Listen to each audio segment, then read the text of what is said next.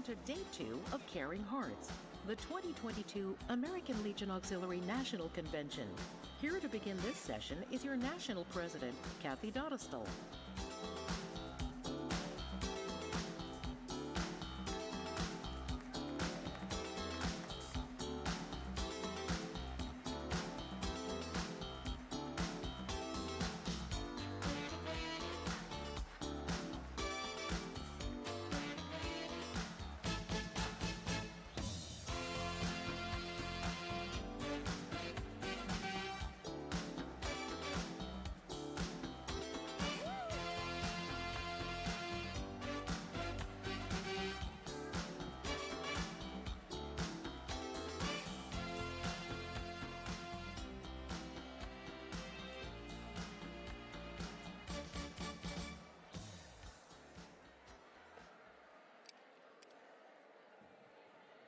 Good morning, everybody.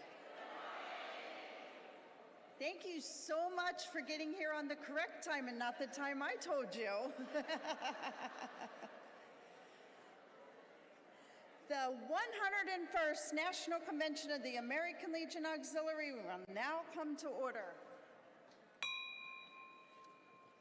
Please take a moment to ensure your electronic devices are in silent mode.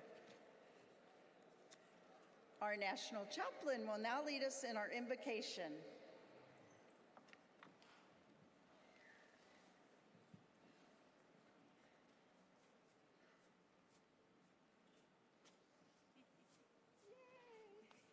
Good morning. Well, I want to do an opening prayer, but first I have to read this poem because while I prayed about what I was going to say today, this came to mind for my brothers and sisters of the American Legion Auxiliary. Well, I should say the whole family. I said a prayer for you today, and know God must have heard. I felt the answer in my heart, although he spoke not a word. I didn't ask for wealth or fame. I knew you wouldn't mind.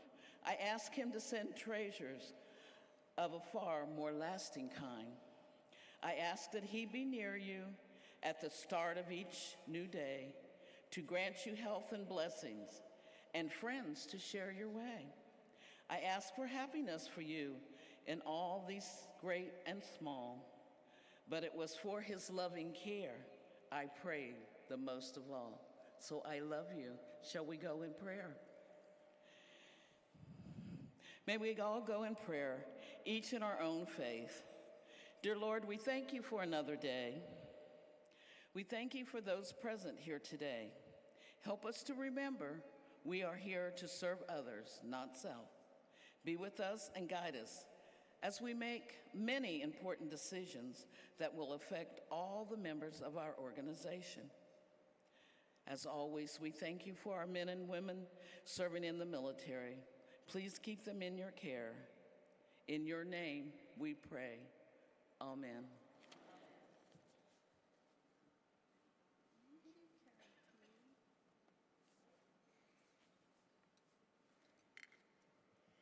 Please be seated.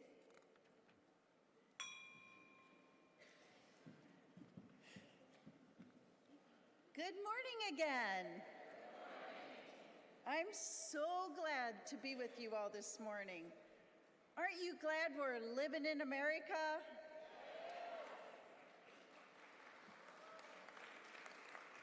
We've got another very important day ahead of us, and I can't think of a better way of kicking off this session than by introducing our past national presidents. Are you ready? Here we go. From the Department of Oregon, Linda Boone, your 1992-93 president.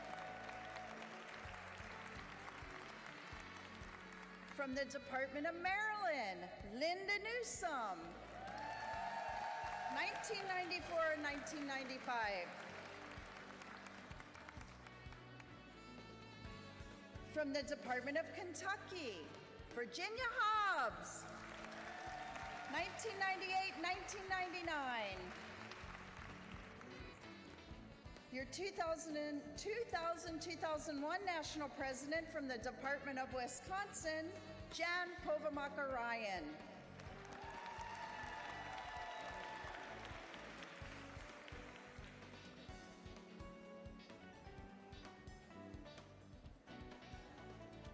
From the Department of Ohio, 2008-2009 National President, Desi Stoy.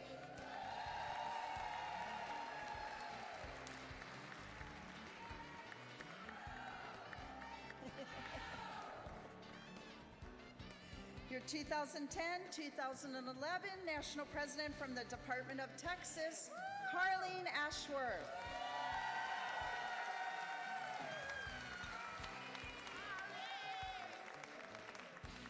(2012-2013) Department of Virginia, Peggy Thomas.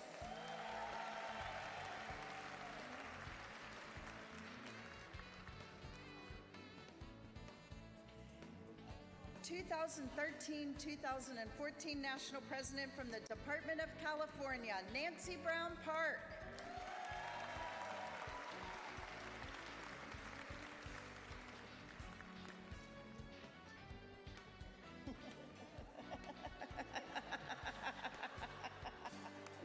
Your 2014-2015 National President, Department of Connecticut, Janet Jefford.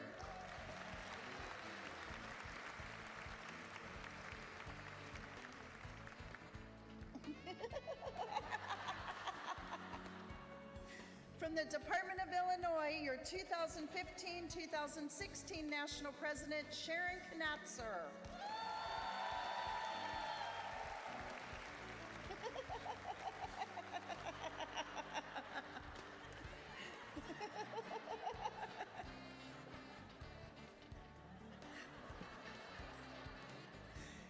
Your 2016-2017 National President from the Department of Washington, Mary Davis.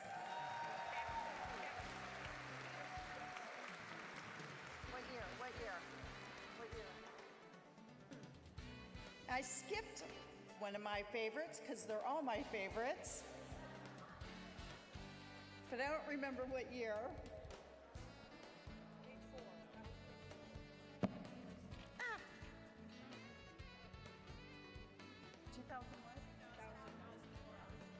2000-2001 National President, Chris West. You get to take a special bow up here, Chris. You got a special bow. Thank you. Not trying to forget anybody. From the 2017-2018 National President from the Department of Wisconsin, Diane Dushak.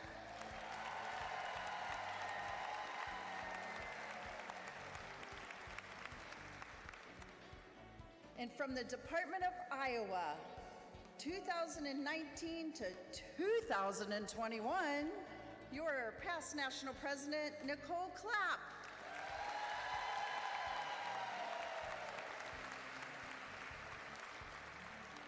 These ladies represent 30 years of American Legion Auxiliary leadership at the highest level. Please step forward and take special bows, everybody, and let's let them know how much their service is appreciated.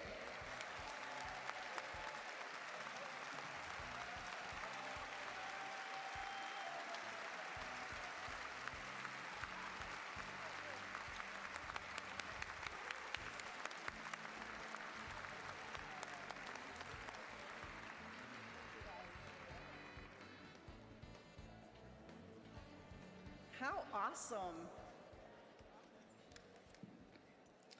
All right.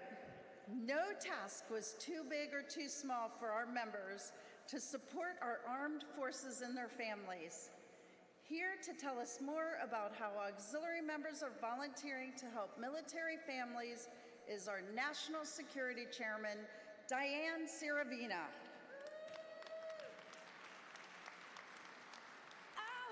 Security, yes. Without it, I'm at a great loss. Yes, I am now. Oh,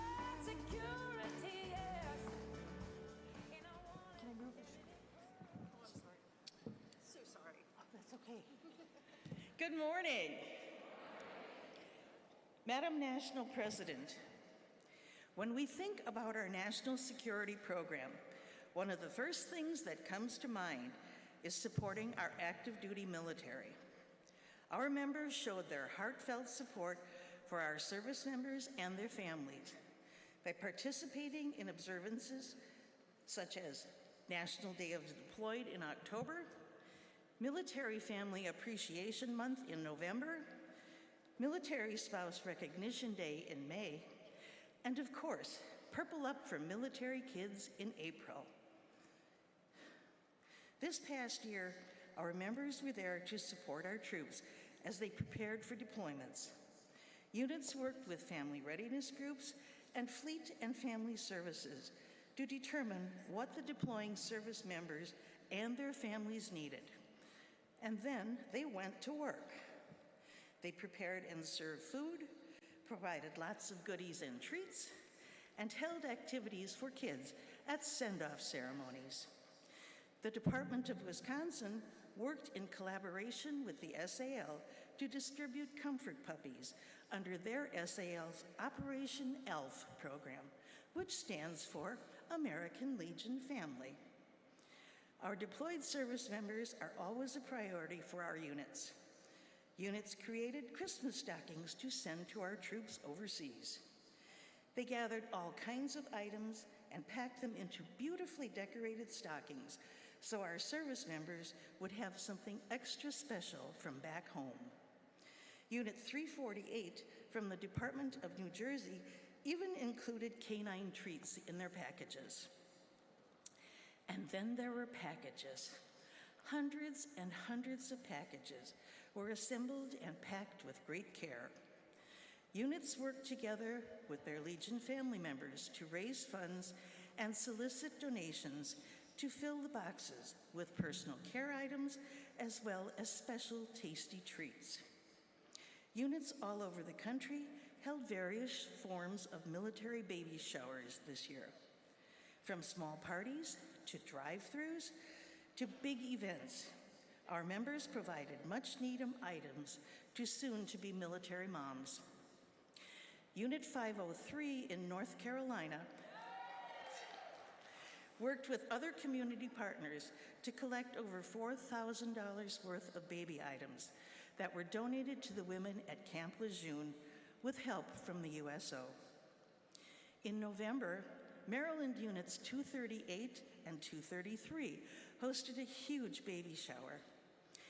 It featured online registration and gift registries at several retailers, along with a fun-filled day of events for expecting families in the area. Part of the mission statement for this and future events says, "Our mission is to alleviate stress of our active military personnel who are expanding their families. Every baby deserves a big celebration."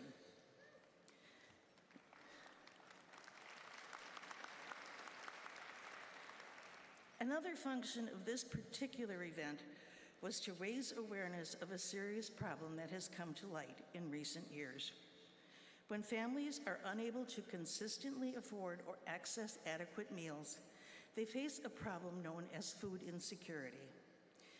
Many military families are facing this challenge by skipping meals and making difficult choices between buying food or other essential items when times are particularly tough. Some service members face challenges because of limited income, particularly among lower-ranking active duty military, especially if they are supporting a family. The recent surge of inflation, the high cost of childcare, and the difficulty military spouses have finding steady work all contribute to the problem of food insecurity. Many units around the country have helped raise awareness of this terrible problem. They organize food drives for local food pantries that help military families. They hosted breakfasts, luncheons, or dinners and invited military families in the area to be their guests. Many units provided much-needed food baskets and packages to families near them. The Department of Texas worked worked to develop a partnership with the Armed Services YMCA in Killeen. They donated $3,000 per month to their food bank to provide food assistance for active duty military and their families in that area. What an outstanding way to address this serious issue that affects our military. And if all of that isn't enough, every Friday we proudly wear our red shirts to remember everyone deployed. Madam President, this concludes my platform remarks.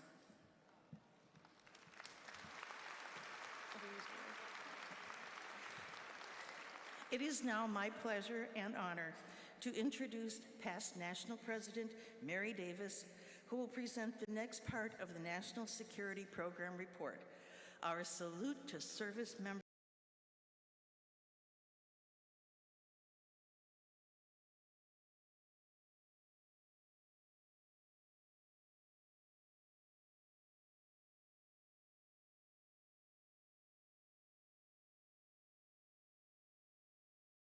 Diana, Madam President Kathy, members of the American Legion Auxiliary, and guests, it is a distinct honor today to introduce our selected distinguished members of the Armed Forces. Today, we salute our service members.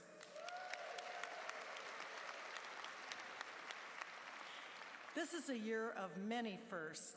The Salute to Service Members program is now the responsibility of the National Security Committee, and we now recognize both male and female service members.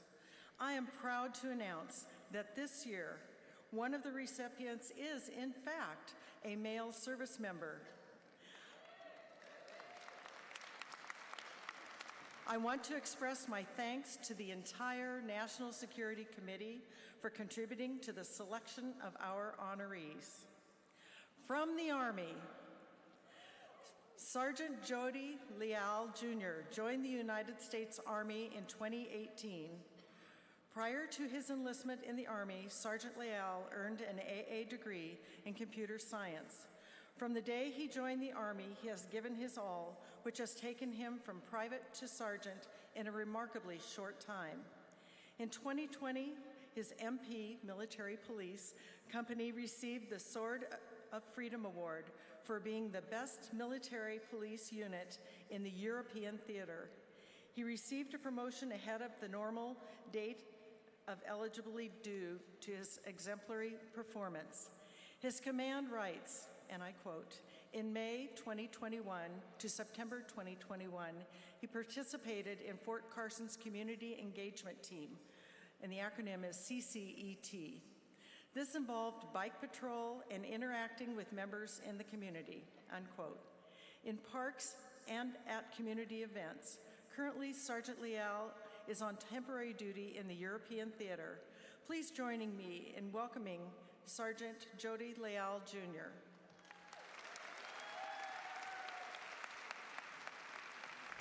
Hello, members of the American Legion Auxiliary. My name is Sergeant Leal, and I'm from Pecos, New Mexico. My job is a 31 Bravo, which is military police. I have served a total of 4 years and 2 months, and I have recently re-enlisted for another 4 years. Upon being in the military for these 4 years, I have done multiple things. I've been on 2 rotations, both in Europe. I'm currently on rotation right now in Europe, and that's why I'm not there to accept this award in person. I'm very sorry I can't accept it in person right now, but I'm very thankful for getting this award of Salute to Service Members Award. It means a lot being awarded this award. For my 4 years of service, I also done bike patrol at Fort Carson, Colorado. This includes me riding a pedal bike around Fort Carson, racing with little kids, playing basketball, volleyball, and engaging with adults about the neighborhood or the community. Once again, I'm very thankful for being awarded the Salute to Service Member Award, and I hope everyone here has a wonderful day.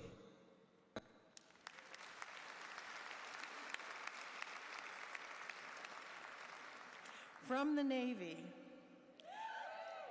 Unfortunately, our recipient isn't able to be with us today, but I'd like to tell you a little bit about her.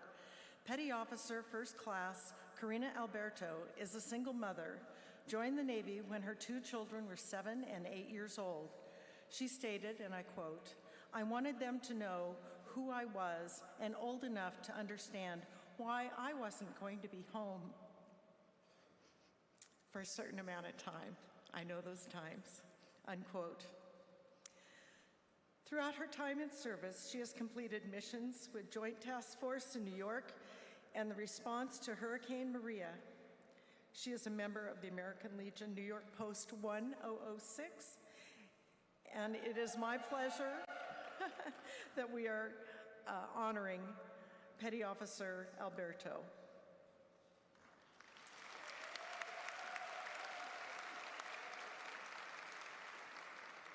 From the Air Force, soon to be promoted, although you'll see on the slide I already promoted her, Senior Airman Hannah Luker.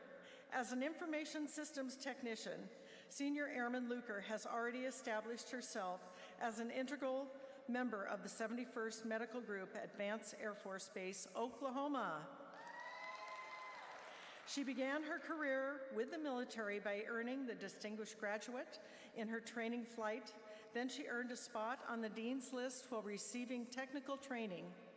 As a community leader, she established a nonprofit called Helping Hands and led 16 local community events. She proudly volunteers in the Honor Guard events, providing final honors for veterans. She raises money for ROTC scholarships and so much more.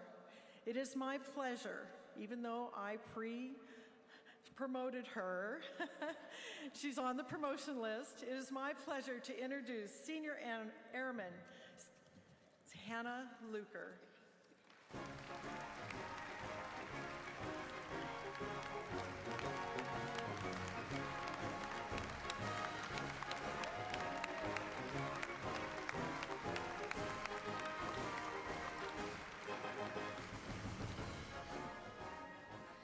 Good morning, everyone. To start this off, I would like to thank you all for inviting me here. My name is Hannah Luker. I'm currently stationed at Vance Air Force Base in Enid, Oklahoma. And that is my first duty station. I've been stationed there for about 3.5 years now. My job is in medical administration. However, I recently got certified to work in IT position in the clinic, so now that's my full-time job. So I would like to share some of my personal experiences since joining the Air Force. I've always been committed to serving other people, but found it difficult to find an organization to join that accomplished what I wanted to do. So I started off by spending my Saturdays cleaning up the local parks in Enid, just by myself. It was when I thought about other people like me who didn't know how to get more people involved. I met up with my friend from work, Aisha Norton Gardner, where we both decided to create our own nonprofit organization to assist the community and less fortunate in the area. My leadership was very understanding of what I wanted to accomplish, so getting the rights to create this organization wasn't difficult at all. So our organization, Helping Hands, has worked closely with Hope Outreach and the Salvation Army in donating clothes, sanitary items, and food for the homeless population in the area. It has been such an incredible experience to be able to provide resources for others, and it made me realize how many people are willing to take time out of their day to do something for the greater good. I've also taken the time to participate on the base honor guard team. Before I joined the military, I worked in a retirement community where the honor guard cadets would come out and render military honors to all of the fallen members. After watching them fold the flag and present it to the lost one's family member, it was so clear how big of an impact they make on the families and the importance of what they were symbolizing. For me, being able to signify their service and contribution to the military is such an honor and mission within itself. It's not a responsibility to take lightly, and I'm so thankful to have been given that opportunity. I would like to thank the American Legion Auxiliary, Unit 58 in Guthrie, Oklahoma, and Kim Vincent, who's the secretary, for recognizing and supporting me throughout this experience. I found that nothing is solely achieved by one person. It takes a team to support you. My leadership has done this multiple times for me, and is why I will continue to provide my service for people who truly need it. It's also been really nice to get recognized and hopes to inspire others to do the same. So I want to thank you all for your time and your role in the community, to veterans and their families around the world who need your support. Thank you.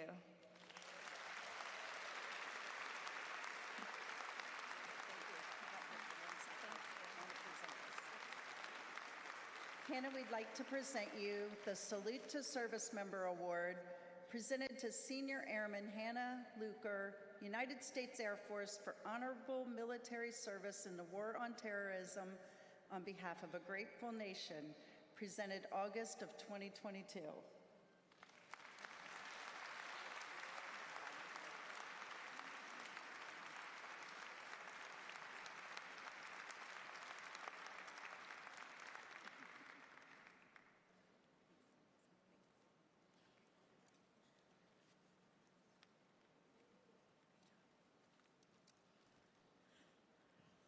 From the Air National Guard, newly promoted Sergeant Julia Coleman. Sergeant Coleman trained as a dental technician and served overseas, providing dental readiness, and currently manages all dental operations at McIntyre Joint National Guard Base.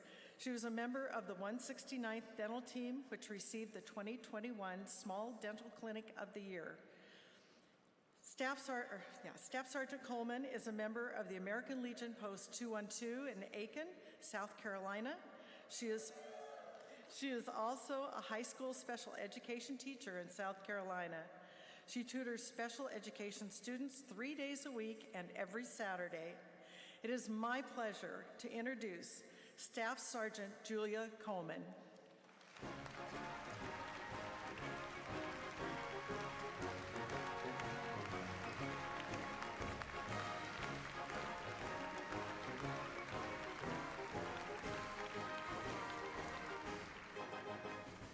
Good morning.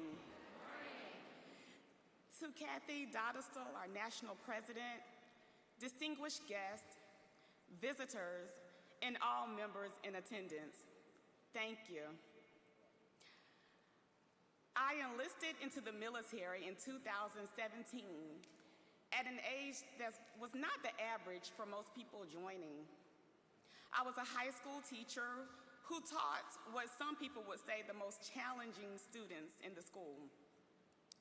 Several of these students mentioned to me that they weren't interested in going to college, but they wanted to join the military, but were scared of going to basic training. After many discussions, we made a promise that all of us would take the ASVAB and join together, including me, their teacher.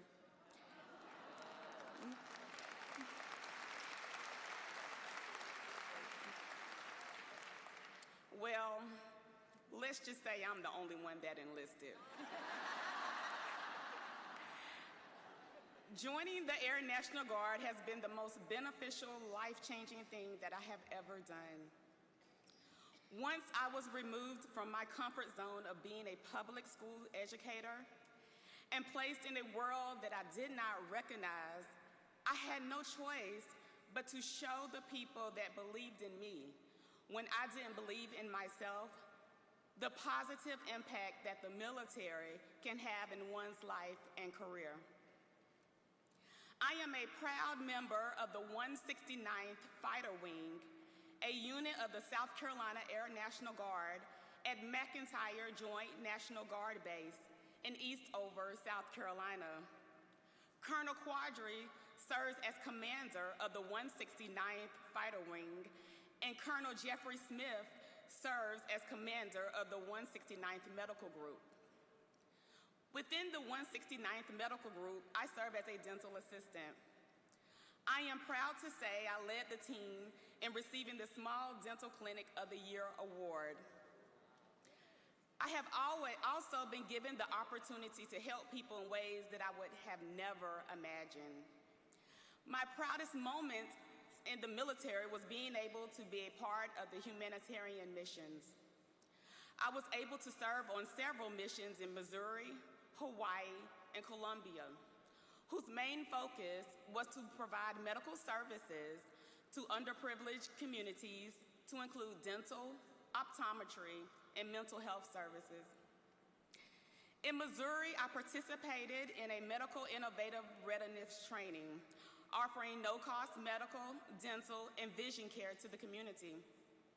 While there, I had the privilege of retiring more than 325 flags with the local Boy Scouts, commemorating the adoption of the U.S. flag on June the 14th, 1777. A highlight of my military career was when I had the opportunity to travel to remote towns in Colombia, South America, and provide dental care to more than 300 patients from various countries who don't have the same resources as you and I. The Air National Guard has paved the way for so many opportunities in the short time that I have been in. Chief Master Sergeant Camille Caldwell, Command Senior Enlisted Leader for the South Carolina National Guard, once stated to me to take pride in knowing that I have control over my career path, learn how to remove barriers and do just that, and learn the steps needed to achieve success and then pass the knowledge on. I'm proud to say I'm passing the knowledge on. I want to thank Post 212 of Aiken, South Carolina, for supporting me on my military journey and throughout life's ups and downs. Mrs. Brenda Holland introduced ALA to me and my mom, Linda Coleman, at a time when we were emotionally broken. I lost my brother, Mark Coleman, unexpectedly. And months later, my dad, Private First Class Ronald Coleman, who was a United States Army veteran who served during the Vietnam War. My mom and I were trying to mend our life back alone. However, Post 212 focused on ALA's missions, and the mission is what helped us get through those dark times.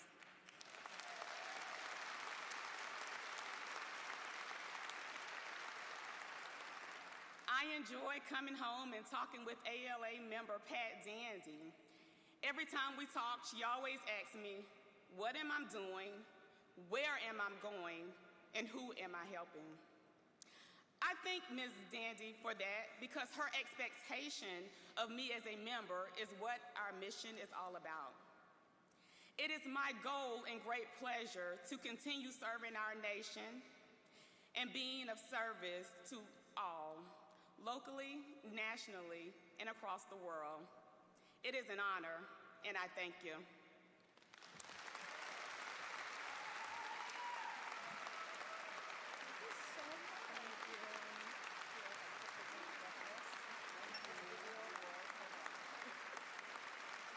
I would like to present you with the Salute to Service member, presented the Senior Airman, Julia Coleman, United States Air National Guard, for honorable military service in the War on Terrorism on behalf of a grateful nation, presented August of 2022.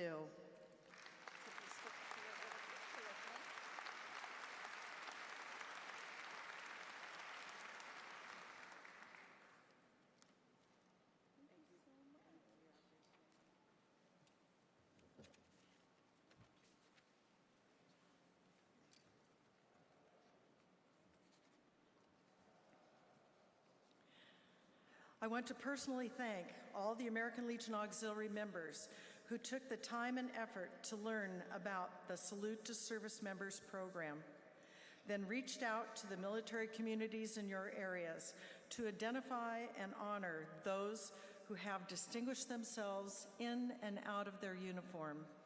Please join me in showing our award recipients our appreciation for their service to America and in their communities.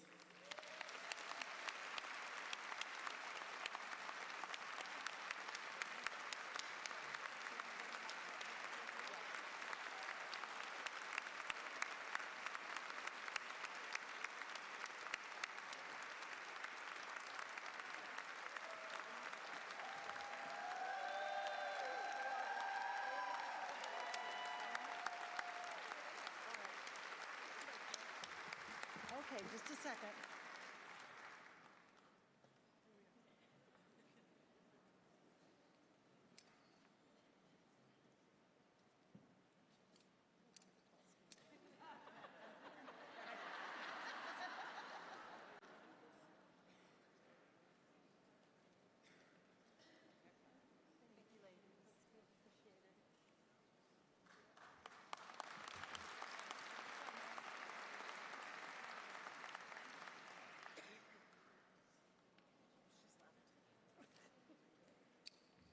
I was waiting for Diana to come back and say, Madam President, that concludes my report.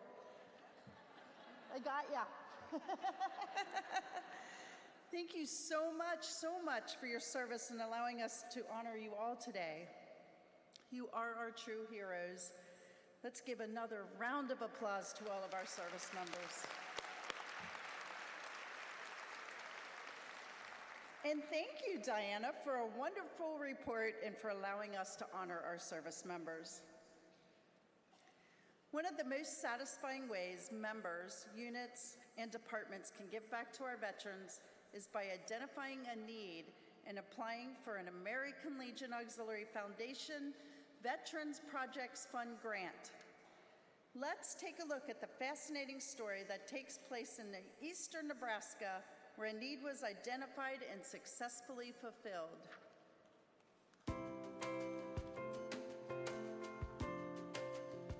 Offutt Air Force Base near Bellevue, Nebraska, is one of the most important military installations in the world.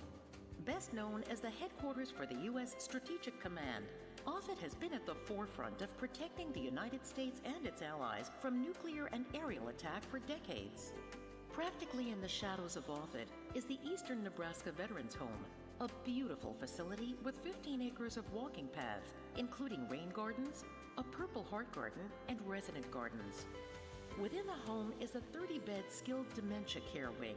That's where our story begins.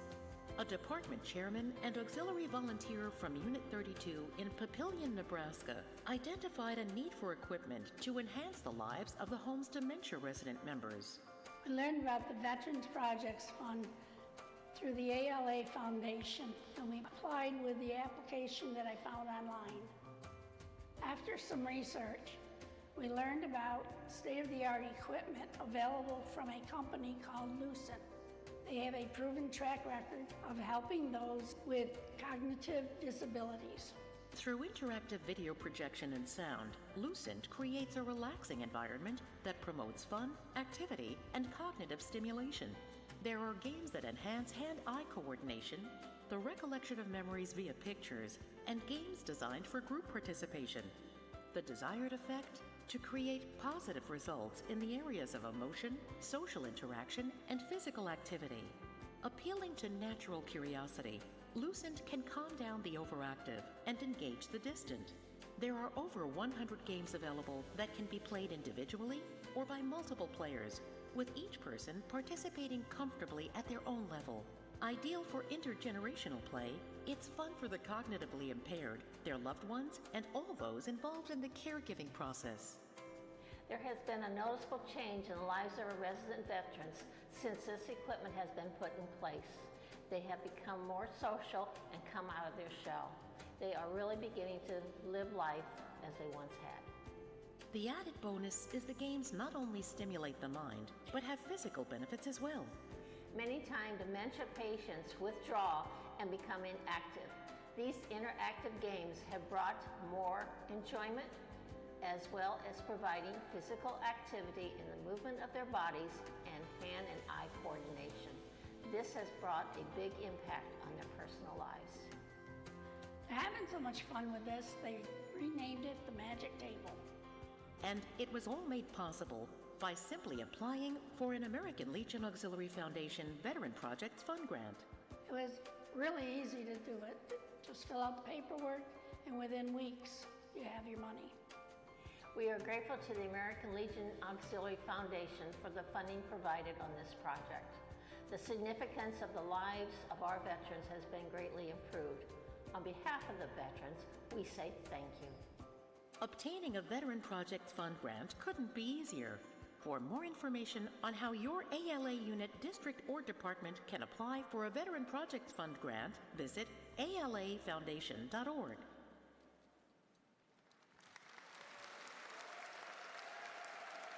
What a great video.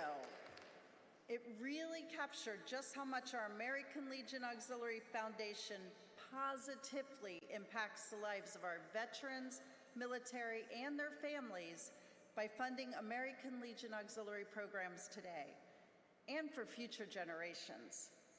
Here to tell us more about our generous donors and supporters and how they were able to make a difference in the lives of veterans and their families is the American Legion Auxiliary Foundation Board President, Kathleen McGinnis.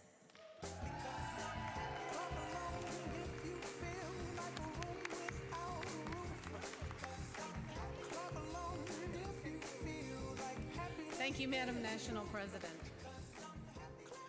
The American Legion Auxiliary Foundation exists for one reason: to support the American Legion Auxiliary today and for future generations. My heartfelt thanks to all of those who donated to the Mission Endowment Fund, ensuring that funding is available for American Legion Auxiliary programs. Our monthly donors are heroes giving help. If you would like to become a monthly donor, you may enroll today, and you'll be entered in a drawing for a special gift. You can see the team outside, or you can enroll online. Just be sure to do it by the close of, by midnight tonight. During this administration, the Foundation has provided $45,000 to co-sponsor the National Veterans Creative Arts Festival and $16,887 to provide transportation for ALA Girls Nation citizens.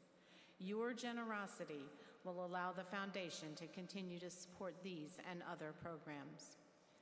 Through the Veteran Projects Fund, the ALA Foundation has assisted units and departments in healing the hearts of America's veterans through creative programs to enhance their lives.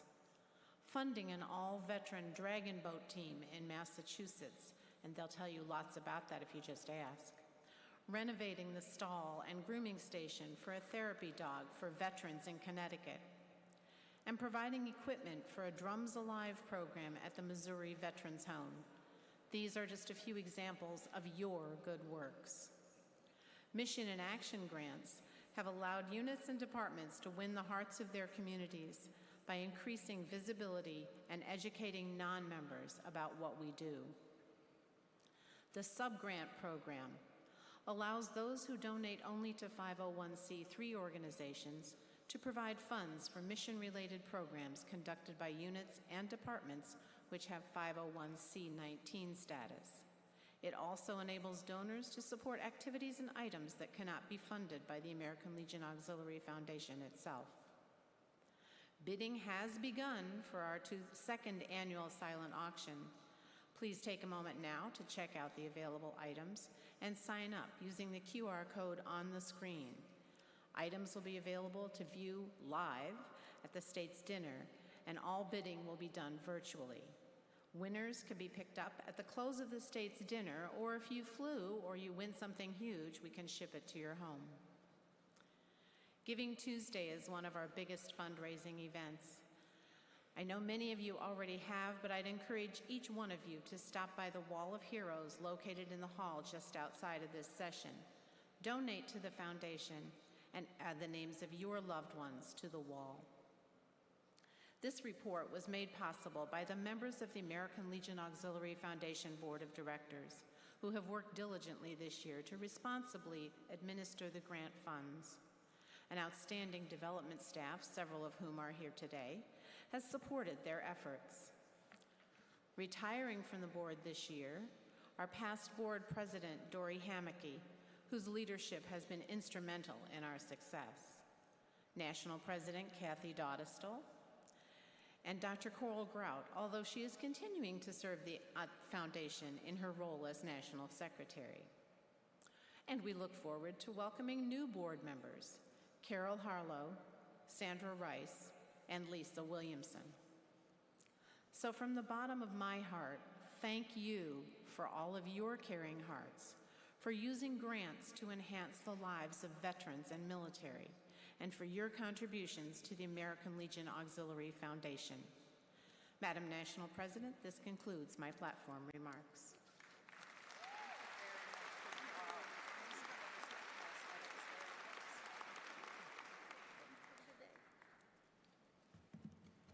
Thank you, Kathleen. National Treasurer Mary Beth Revore is charged with overseeing the management and reporting of our organization's finances.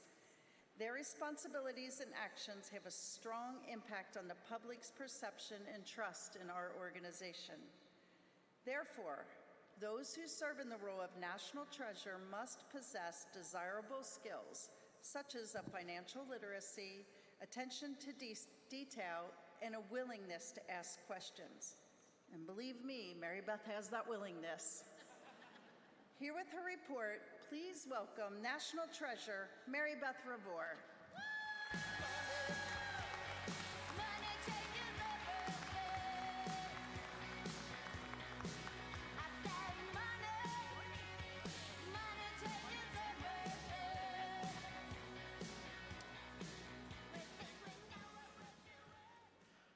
Good morning, Madam National President. As we conclude another administration year for the American Legion Auxiliary, I am pleased to report to the delegates on my second term as National Treasurer. The evolution of this position from a paid employee on the National Headquarters staff to a somewhat inexperienced national-level volunteer has been a true roller coaster ride. I must assure you that I have long tenured experience as a volunteer department treasurer, but this job is a whole new world of challenges and responsibilities. An effective treasurer should be able to tell each of you that the financial policies and procedures established and are followed with meticulous care. Also, that our investment strategies are implemented as mandated, that we continue to receive stellar reports from our professional auditing firm.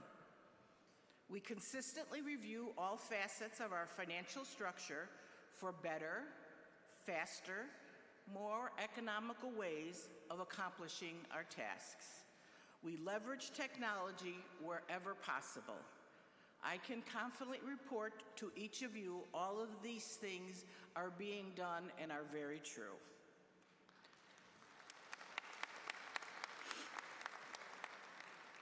The remarkable members of the ALA National Headquarters staff continue to function at an elevated level of competency and dedication.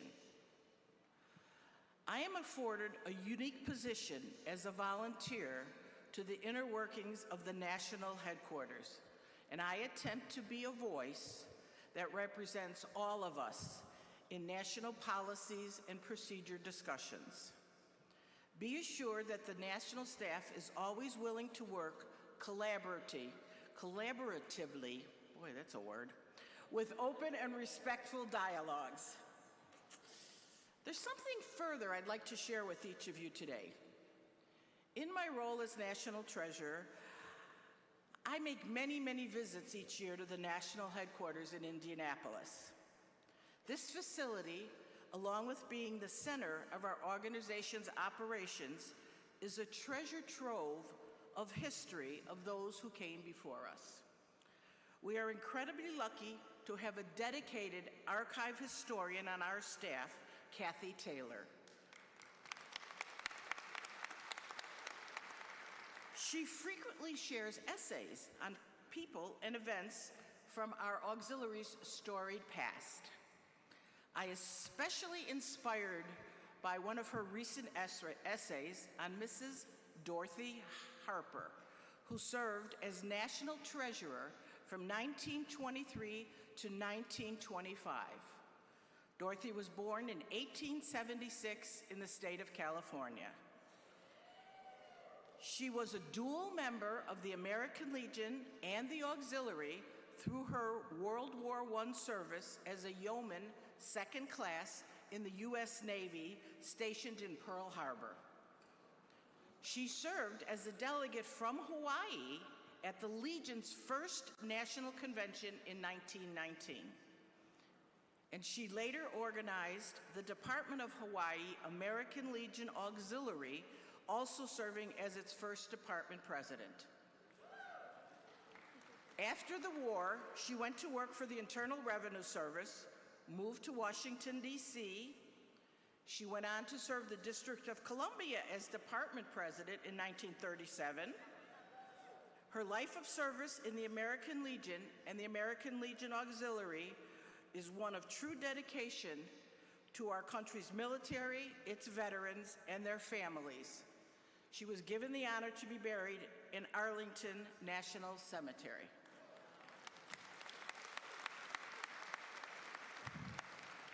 What an extraordinary woman. Dorothy and so many persevered to lead our organization by contributing their talents and knowledge. They were instrumental in setting the path for our first 100 years. It's now our turn to renew our commitment to service, not self. To take what has been given to each of us, the greatest patriotic organization in the world, deeply rooted in service to veterans. We need to keep it viable and functioning. That is our task. We all belong for a reason, usually based upon someone near and dear to us. In my case, it was my mother, who instilled in me the desire to belong and to serve. We all know that there is a proposed dues increase on the agenda during the convention. You have seen a lot of information on the necessity of the increase. So I'll not waste your time with restating any statistics. There will be, of course, more information to come in subsequent reports today, but I'd like you to consider one fact. If the dues increase is approved as proposed, it will cost each of us less than 5 cents per day to belong to this organization. Isn't it worth 5 cents per day to preserve our legacy?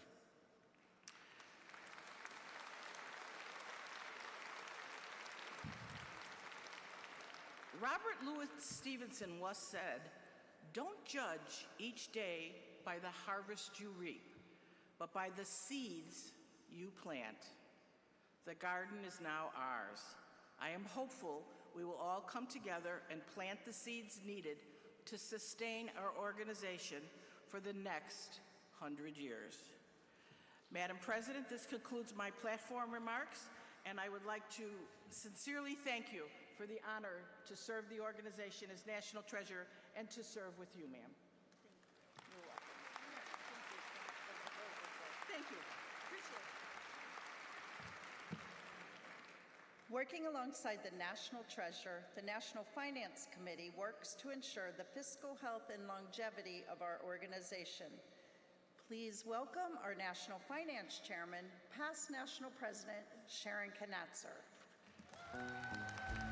If I had $1 million, if I had $1 million, well, I'd buy you a house. I would buy you a house. And if I had $1 million. Good morning, Madam National President. The National Finance Committee has faced several challenges this year, but continues to meet today's needs as well as future fiduciary requirements. This committee is comprised of 5 appointed members, each serving a 5-year term. Missing in the picture you see is past National President Virginia Hobbs. The committee reviews the draft budget, makes any adjustments needed to reflect new or changing goals, and recommends the budget to the National Executive Committee for its adoption. Also in carrying out its role as fiduciary stewards, the ALA National Finance Committee is responsible for investment planning, reviewing financial statements, monitoring member benefits and fundraising campaigns, reviewing and overseeing the financial policies of the organization, make fiscal policy recommendations for NEC action to ensure that the ALA National Organization is meeting nonprofit benchmarks and governmental requirements in keeping with best practices. The National Finance Committee designates one committee member as a liaison member to the ALA Foundation Board and another as liaison member to the ALA National Risk and Compliance Committee. Due to responsible oversight, your Finance Committee believes strongly in the value to members of the ALA mission training and our national junior meetings.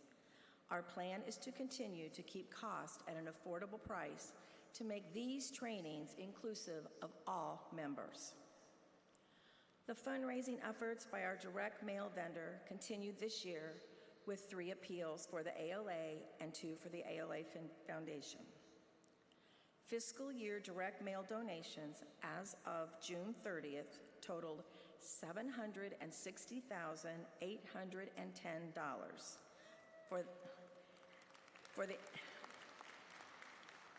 that's for both the ALA and the ALA Foundation. Every year, about 1/3 of the direct mail donations come from non-members. We thank our generous donors, both inside and outside the ALA, for their continued support of our great mission. The elephant in the room that you're all waiting to hear about, the proposed dues increase. The short answer is the deficit budget can be directly linked to the continued decrease in membership revenue. Between 2014 and 2021, membership has decreased by more than 150,000 members, which equals a loss of $1.8 million in accumulated lost revenue. You will see by the graph on the screen that the cost per member to national headquarters is higher than the dues you pay to the national organization.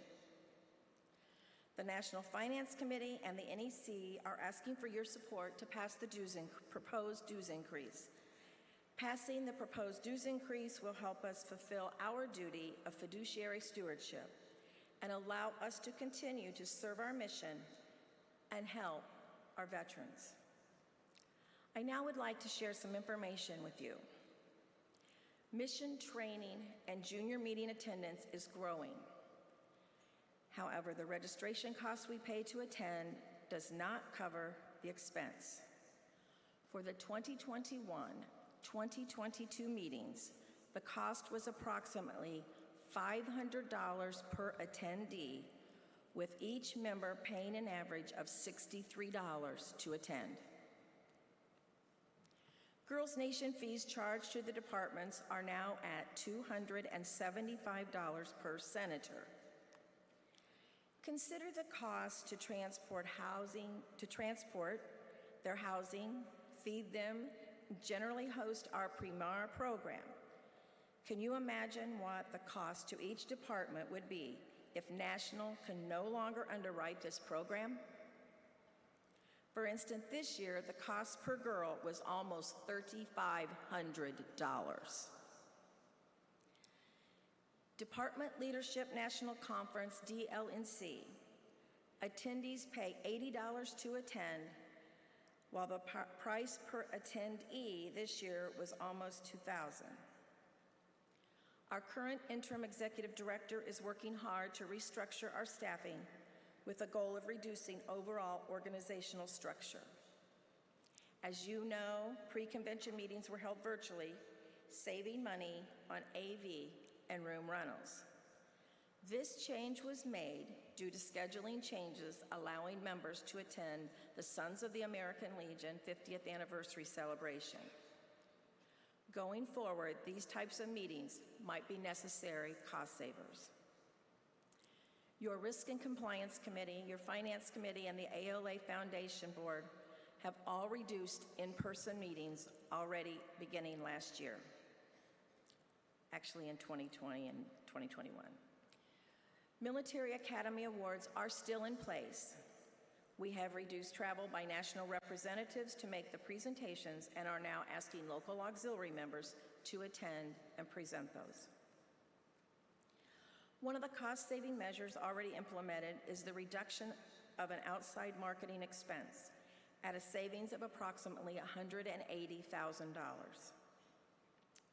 Let's talk about the grant writer. I believe there was a misunderstanding in the Constitution and Bylaws Committee with my answer. We have someone writing grants, and we have had for over 5 years. There is a new person in that role. Grants to nonprofits are usually program specific. They do not grant funds for operating expenses to membership-based organizations. The thought is that membership should support their own organization's operating expenses. The Finance Committee realizes the need to pursue alternative options concerning our building. Remodeling to allow for rental space, potential move to a smaller space with renting out our entire building versus sale of property. A study is in the works to develop a long-term plan for our organization's central operations location. As you can see, your organization invests in you, and we would like to keep offering these opportunities to you. But without the dues increase, this may not be possible. When you delve into a discussion about fiduciary responsibilities, it brings up many questions regarding the rationale to support needing a dues increase. The use of reserves to fund operations, the role of the National Finance Committee, the current health and financial hardships that many are experiencing, and the debate over owning property versus renting. Discussions about who is responsible for the financial health of the organization are important. And ultimately, this responsibility falls to the Finance Committee, national staff, and to each of you as an American Legion Auxiliary member. The National Finance Committee works diligently, poring over the ALA financials. The committee's #1 priority is to continue our mission at the highest level possible, not by adding new programs, but enhancing the programs that have kept us vibrant, vital, and relevant for the last 100 years. In 2017, the trend of diminishing members caused a financial burden to the organization, was identified and brought to the attention of the convention delegates. An insufficient dues increase was approved. And now, as predicted at that time, the organization is facing mounting deficits that necessitate a dues increase. National dues are currently $12 per member. However, our annual cost per member in 2021 was $14.67 and $18.37 in 2022. This shows that our costs per member are higher than our member dues. And these figures were pulled during a pandemic when our members' costs were much lower than in a normal operating year. In all actuality, the divide between cost per member and member dues is greater than what the 2021-2022 members show. In order to operate at a break-even point without a dues increase, our membership needs to be approximately 840,000 members to support our current needs. We urge each auxiliary member to recognize her duty of fiduciary stewardship to the American Legion Auxiliary will be able to help to be here for another generation, to serve our mission, and help our veterans for years. Madam President, this concludes my platform remarks.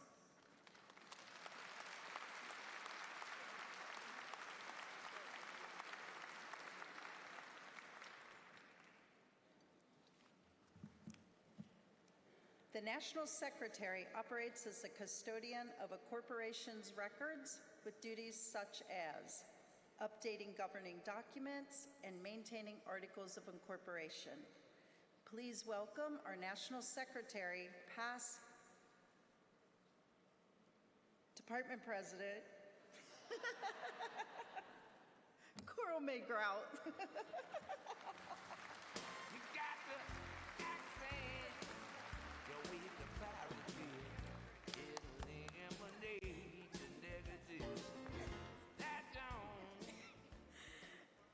Good morning, Madam National President and delegates. Thank you for being here. My remarks this morning are about a work in progress. The position of National Secretary has traditionally been viewed and operated in the position of National Secretary and as an Executive Director. Our auditors recommended separating the governance and management responsibilities into a volunteer officer and a paid position person. Having an officer be a paid employee of the organization creates other human resource problems. So, the ALA created the position of Executive Director in the bylaws at the 2021 National Convention.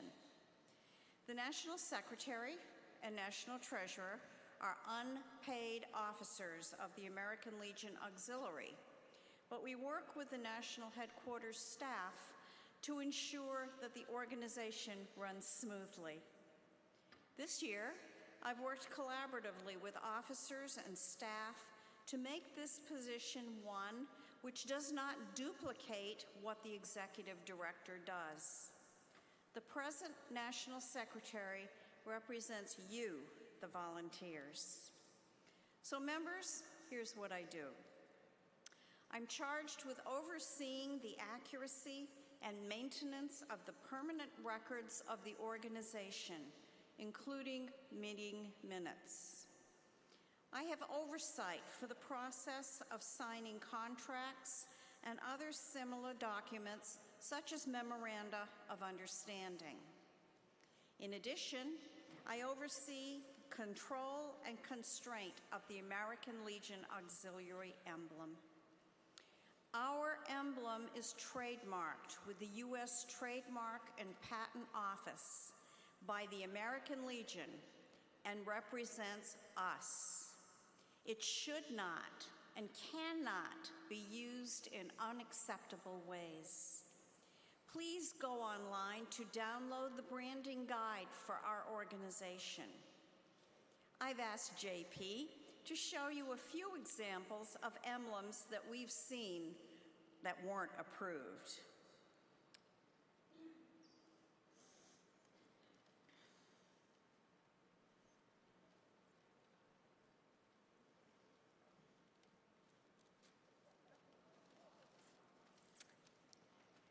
Do you see some of yours in there? At the present time, the American Legion flag and emblem and Land's End are the only two businesses permitted to sell products with the American Legion Auxiliary emblem and without further approval. Departments and units, however, are permitted to display the emblem on their stationery and for legitimate business purposes, such as flyers or newsletters that can be copied on their office copier. The national organization authorizes all other specific uses of the emblem. For example, your leading candidate for national president obtained approval to use the emblem on her pin. So if you're creating pins or other items, you must obtain authorization first. It's quick, it's easy to download, and the form is on the national website. It protects all of us from the unauthorized and improper use of our emblem.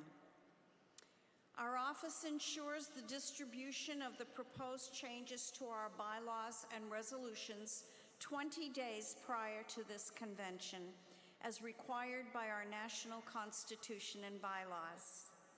This provides adequate notice to the delegates of the proposed changes upon which they will be voting.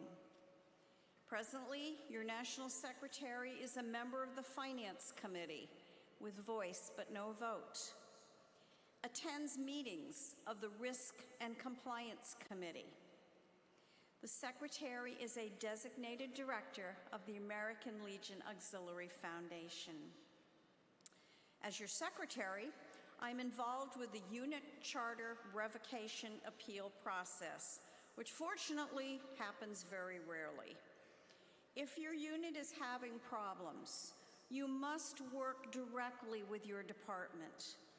A unit may appeal cancellation of its charter to the National Executive Committee by sending the appeal by email to the National Secretary. I hope you've enjoyed visitations this year from your division vice presidents.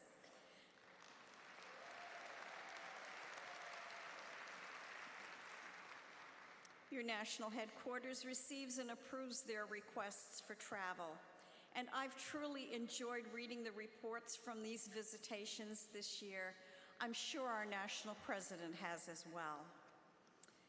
As I said earlier, this position is a work in progress. This fall, the process will continue with a group of dedicated volunteers so that we can further define this position. Then, our goal is to have a written job description for future national secretaries. Madam President, this concludes my platform remarks. Thank you so much for having the opportunity given to me to serve you and the members of this organization.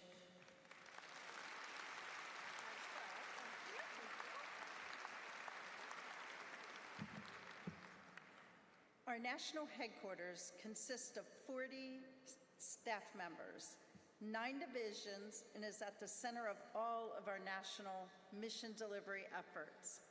I have worked with national headquarters for several years, and I am thankful for all the great work they do. Please welcome our national headquarters interim executive director, Sarah Riegel.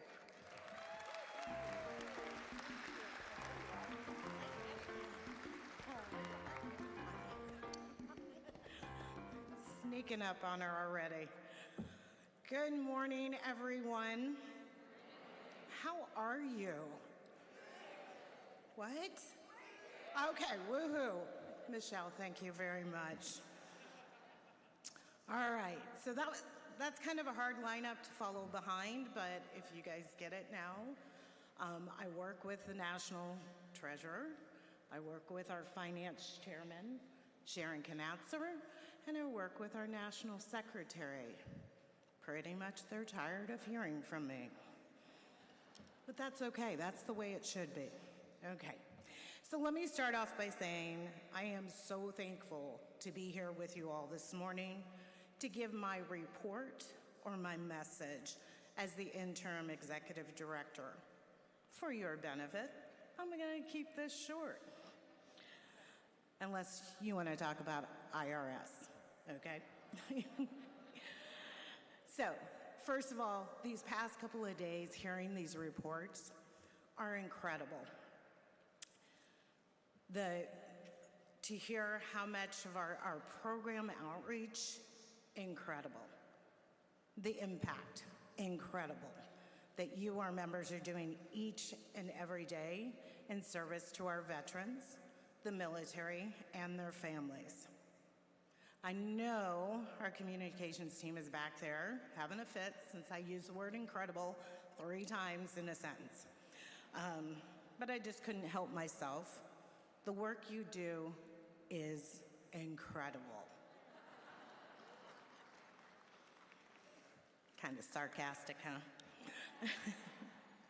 Members, leaders, your unconditional love for this mission is the blood that keeps our caring heartbeat of this organization going.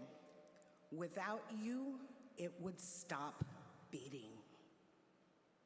In this role, thank you. Sorry. In this role, I have found that it is a sizable responsibility to oversee the national headquarters staff, ask Kathy and Vicki, and to manage the operations, but I can't do it alone. I am so grateful to the national headquarters staff that has been working with me and beside me in this interim role. I am so appreciative of the national leadership's faith and trust in me, as well as our national headquarters staff. We are working hard each and every day to forge forward as a team, to recalculate, one of my favorite words, and meet any and all challenges together. Assimilating to new roles or incorporating new responsibilities has been one of those challenges, but we will get there. I want to leave you with a quote that I shared at the pre-convention NEC meeting that I love now, and it was from Oprah.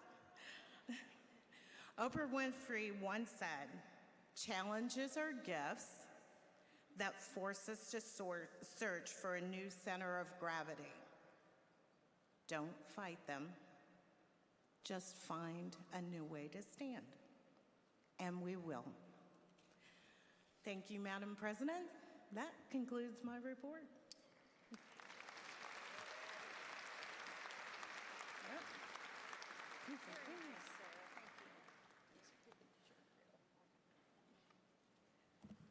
All right, I think now's a great time to stand up. Shake it out. Get your keypads ready, because it's time for Family or Auxiliary Family Feud. All right. So I also heard today was American Legion Auxiliary Polka Dot Day, and I see there's a ton of people out there with polka dots. Good job. All right, you can sit down whenever you're finished shaking it out and get your keypads ready. Question 1.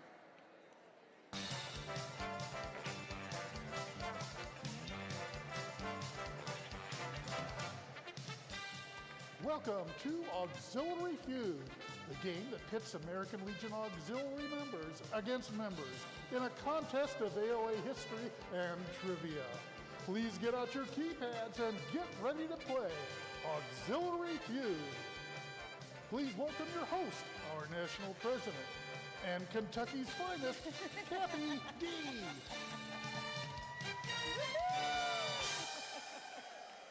All right, you ready for question number 1? Our first national president, Edith Hobart, is from this state. A, Oklahoma, B, Ohio, or C, New York? 1, 2, or 3, sorry.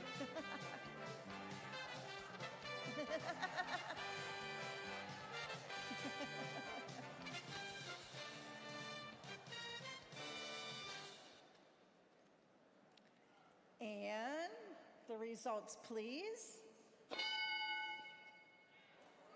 Ooh, 386 of you got the right answer. Good job. What was that? What's the answer?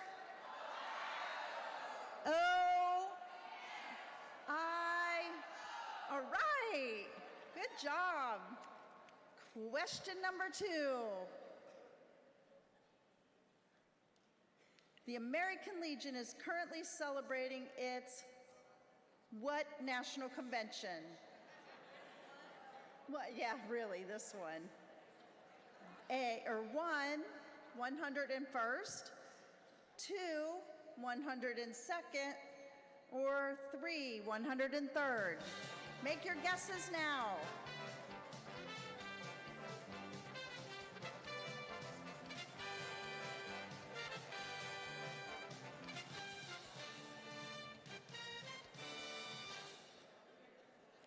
And the survey says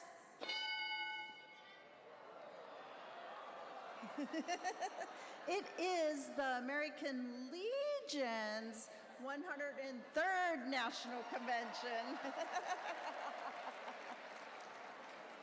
It was a trick question, right?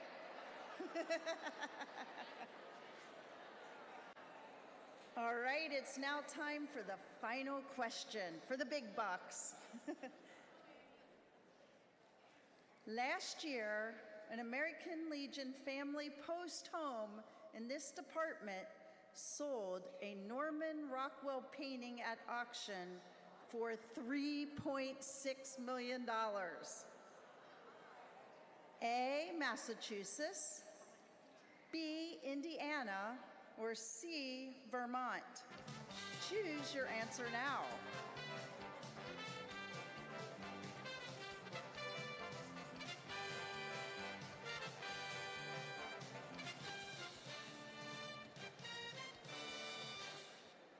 And the survey says,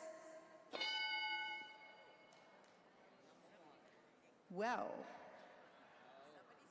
201 of you think the Department of Vermont has $3.6 million in the bank.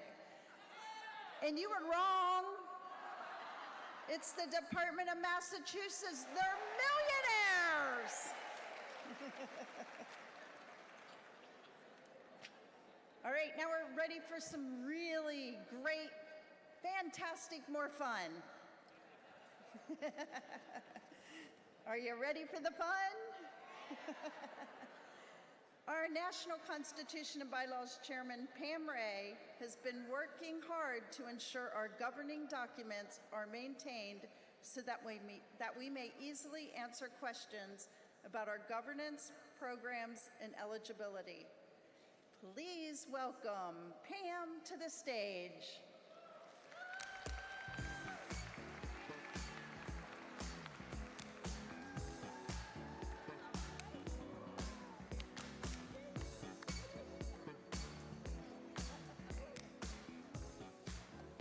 Good morning. I'm back. Madam President Kathy, Constitution, bylaws, and standing rules, Robert's Rules of Order, state laws for nonprofits, the list goes on and on. There are so many governing documents to choose from. Constant review and updating of your governing documents will keep your units and departments running smoothly. Ohio's Constitution and Bylaws Chairman, Carol T. Robinson, likens the importance of our governing documents to a baseball team. What would the baseball game be without rules to govern how the game is played? Probably utter chaos. Carol T. held a school of instruction at their fall conference. Judge CTR tried a case of a unit president not following the unit constitution and bylaws. She made it fun and informative with an end result of everyone learning the importance of structure and procedures for meetings. Department of Indiana Chairman Janet Barnaby reported that one of the district, yay, Indiana, there you are. One of the district chairmen held small group workshops throughout her district, helping those needing more individualized attention updating their governing documents. 2 departments reported utilizing our resident expert parliamentarian, Chris Dickey, to review their governing documents and make recommendations. The Department of Minnesota had Chris review their standing rules and color code recommendations, such as deleting some things, moving other standing rules to their constitution and bylaws, and rewording some standing rules for clarity. The object of this review was to make the governing documents more member-friendly and to be compliant with Robert's Rules of Order. At last year's National Convention, the ALA Foundation held a silent auction. One of the prizes was a review of your governing documents by parliamentarian Chris Dickey. The winner was the Department of Nebraska. Department Chairman Barb Washburn reported that this was invaluable to their department. With Chris's help, Nebraska will be voting on a complete revision of their constitution and bylaws at their department convention, which they did, and at their DEC, a phase 1 revision of their standing rules will be considered. Congratulations, Nebraska. The Department of Mississippi reports an upsurge in interest and knowledge by units of their governing documents. Many units reviewed their constitution, bylaws, and standing rules for the first time in years.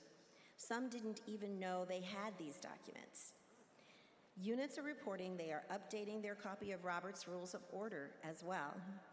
Meetings at both the unit and department levels are being conducted with more attention being paid to the governing documents. Natural disaster, tornadoes, pandemics, and other catastrophic emergencies have caused many departments to review and revise their governing documents to include the necessity to provide for electronic meetings and/or votes. While many departments did have these changes already incorporated, others realized they still needed these all-important changes. During the annual review of their governing documents, South Carolina recognized several amendments were needed to update their constitution, bylaws, and standing rules. They reported using the national website to prepare handouts to assist in educating their members on the differences between constitution, bylaws, and standing rules. They utilized blogs and key statements on the CMB page. Reading and knowing your unit and department governing documents is a job for all members. Knowing what is in your documents can make a difficult situation so much easier. It can also make order out of chaos. Even past national presidents continue to read our governing documents. I've learned so much this year as your National Constitution and Bylaws Chairman. I, like many of you, thought my job was to fix all your issues and all of your problems. What I now know is that for the American Legion Auxiliary National Constitution, Bylaws, and Standing Rules, the purpose of this committee is to encourage properly written governing documents at all levels of the organization and to interpret the National Constitution and Bylaws. Mississippi Chairman Jace Chanda ended her report by paraphrasing Narendra Modi. The Constitution is a ray of hope. H is for harmony, O for opportunity, P for people's participation, and E for equality. She ends by saying it is hoped that harmony can be retained within the American Legion Auxiliary by giving the opportunity for members' participation to ensure equality of all members through our governing documents, the Constitution, bylaws, and standing rules. I couldn't have said it better myself, so I didn't. So, what's in your governing documents? Madam President Kathy, this concludes my platform remarks. Why, thank you, Pam, and have a great day. You don't want to leave? No, I'm not leaving yet. Okay. Do you have any resolutions? No resolution, but I have lots of amendments. Are there any proposed amendments? Are there any proposed amendments? Yes. Yes, Madam President. There are 22 proposed amendments in total. 1 amendment to the Articles of Incorporation, 1 amendment to the Constitution, 6 amendments to the bylaws, and 14 amendments to the standing rules. Oh, boy, you brought us lots of fun today. Before we begin consideration of these amendments, the chair would like to remind the delegates of the convention's standing rules.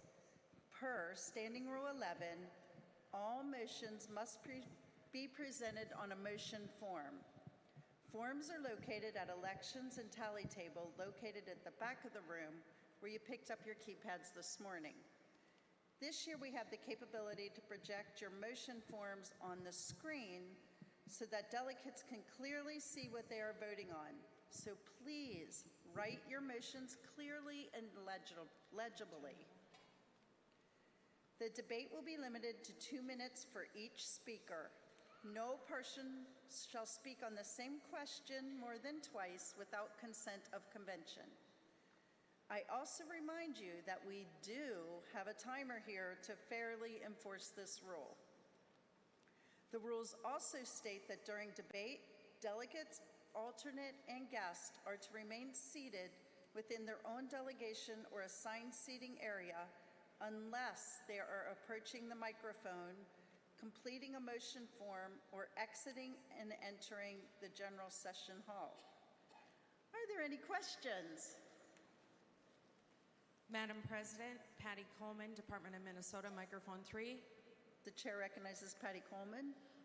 Half of our delegation's keypads are not working during the Family Feud testing. So I just wanted to make you aware of that before the important voting starts. Thank you, Patty.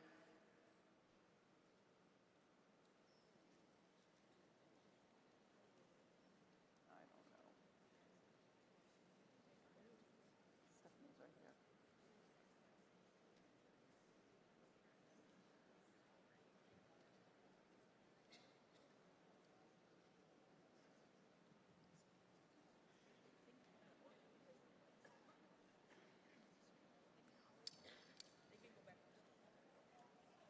If you think your keypads are not working because the lights are not coming on, the lights don't necessarily come on and they're still working, but if you have a concern, go back to the tally and election table and just get it checked out, please.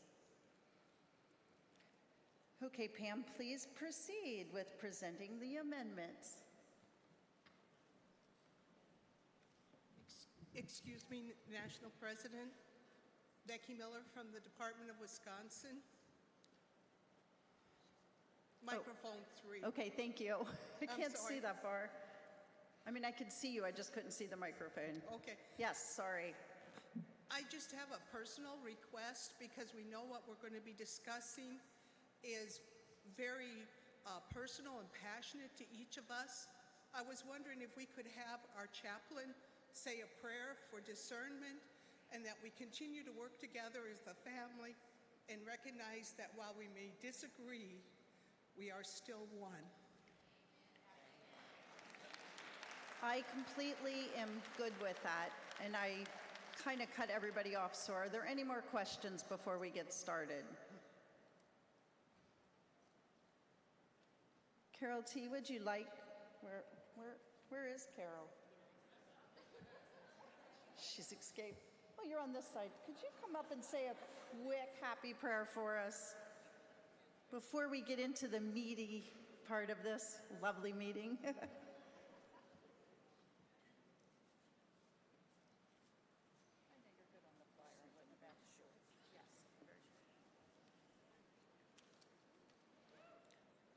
I want you to stay seated, and I want each of you to pray in your own faith.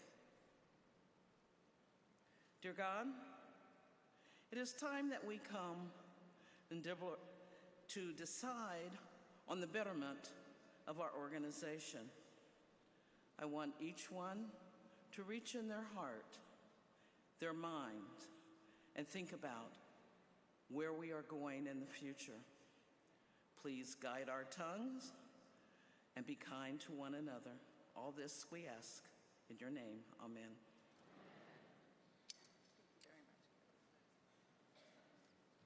Okay, Pam, please proceed with presenting the amendments. Thank you. It is the responsibility of the Constitution and Bylaws Committee to bring all proposed amendments to the floor for deliberation, apart from the endorsement status by the Pre-Convention Committee. Therefore, regardless of the Pre-Convention Committee's recommendation on the adoption of the amendments, I will, on behalf of the Constitution and Bylaws Committee, move for the adoption of all amendments. Remember, all departments and delegates received advanced copies of these documents. Madam President, to make this process painless as possible and to expedite business, the Constitution and Bylaws Committee is proposing we handle some of our 22 proposed amendments in what we are calling bundles. As explained on Saturday in the Constitution and Bylaws pre-convention meeting, these bundles are simply groups of amendments that have a common theme and share the same objective. Madam National President, Amendment 1A and Amendment 1B both concern the process to amend our governing documents. On behalf of the Constitution and Bylaws Committee, I move we handle Amendments 1A and 1B as a bundle. Is there any objection to handling Amendments 1A and 1B as a bundle?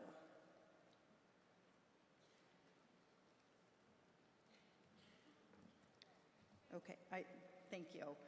There being no objection, amendments 1A and 1B are bundled. Please continue. Both amendments 1A and 1B were proposed by the National Constitution and Bylaws Committee, and together, these two amendments seek to do the following. First, to establish an official amendment submit-by date in order to meet the 20-day prior circulation deadline for all convention business. Second, it eliminates the requirement to read an amendment on the convention stage if it is distributed in advance in the 20-day prior to National Convention packet. Third, to clean up and update some wording. And fourth, to delete Section 3 to ensure members have adequate time to review the amendments prior to voting. If adopted, the governing documents will read as follows. Constitution, Article 13, Amendments. Section 1.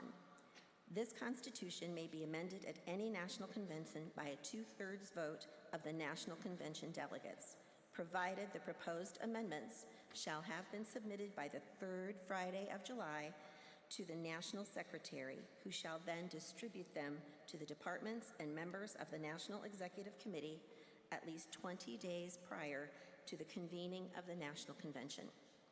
Departments shall be responsible for distributing the proposed amendments to their delegates at prior to the National Convention. Sorry about that. Section 2. Amendments proposed after distribution may be adopted by a 2/3 vote of the National Convention delegates, provided they have been read at least one meeting of the session of the National Convention prior to taking the vote. And then, Bylaws Article 13, Amendments, Section 1. The bylaws may be amended at any national convention by a 2/3 vote of the National Convention delegates, provided the proposed amendments shall have been submitted by the 3rd Friday in July to the National Secretary, who shall then distribute them to the departments and members of the National Executive Committee at least 20 days prior to the convening of the next National Convention. Departments shall be responsible for distributing the proposed amendments to their delegates to the National Convention. Section 2.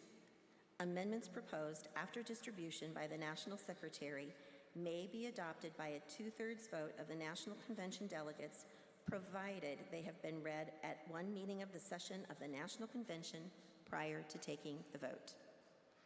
The Constitution and Bylaws Pre-Convention Committee recommends these amendments in this bundle be adopted.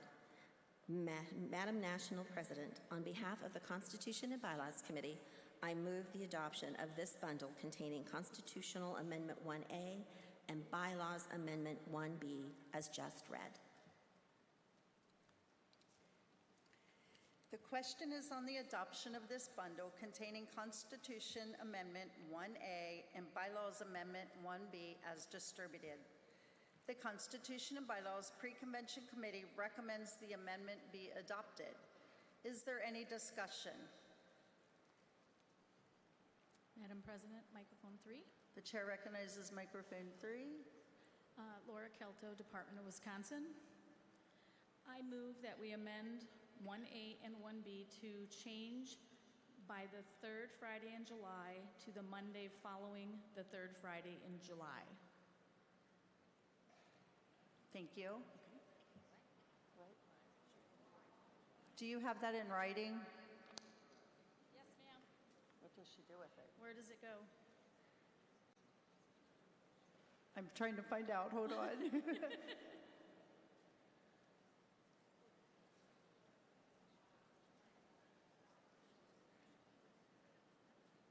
Help. You need a sign?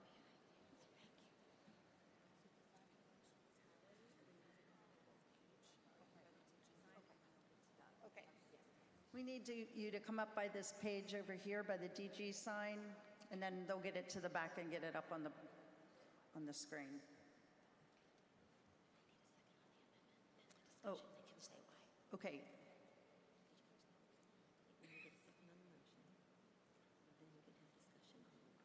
Okay. We need a second on the motion. Seconded somewhere. Thank you. Is there any discussion on the amendment?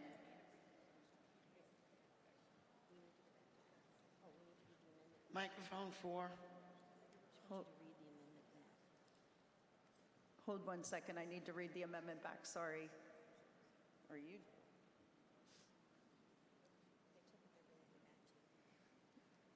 It'll just be a second. I ain't going. Where am I going?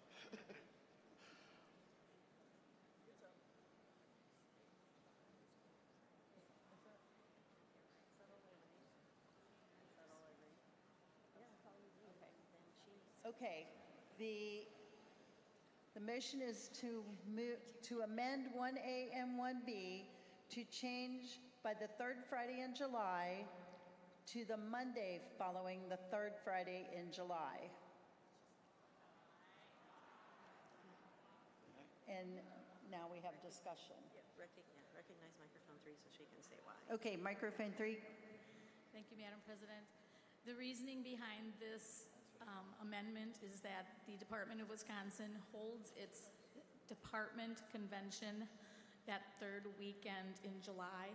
Any proposed amendments or resolutions or anything, we would not be able to get them in by that third Friday in July. Thank you. Is there any other discussion?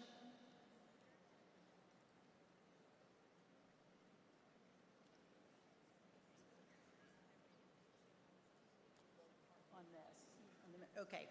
If there is no further discussion, we will vote on the amendment. So are you ready for the question? The question is for the vote on the amended, and they took it away.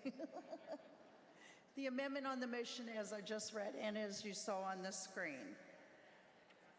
So, excuse me, all those in favor of voting on the amendment, the motion, amended a motion, please say aye, or no, I'm sorry, don't say anything.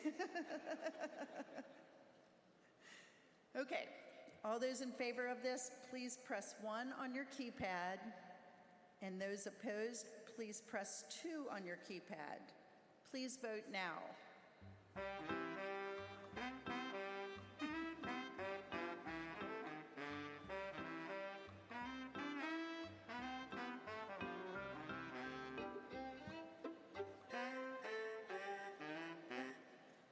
Voting is now closed. Please show the results.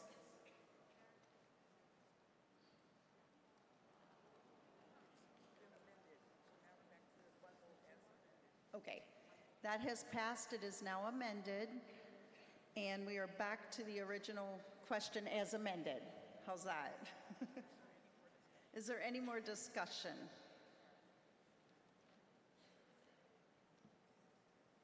Okay, seeing none, are you ready for the question? Is there a question? Madam President? Yes. Microphone 4, Sharon can answer. Recognizes microphone 4. Some of the keypads are still not working back here, so could we just hold off for a second, please? I'm sorry. No, that's quite all right.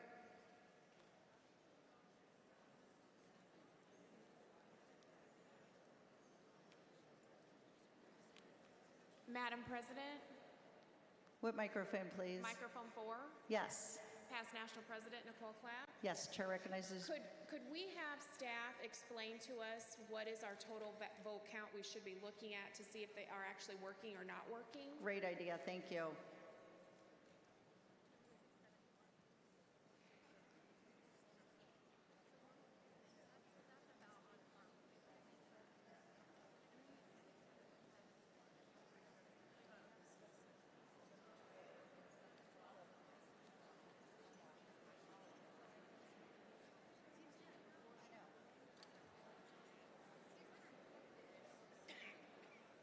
So the total votes, as you can see, was 607, as it's gone, 670 something, 671, and there are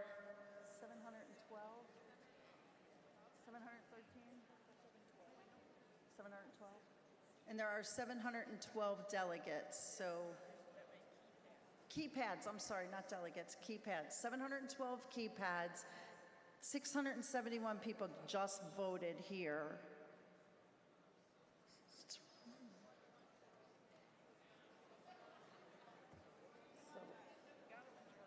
So there's a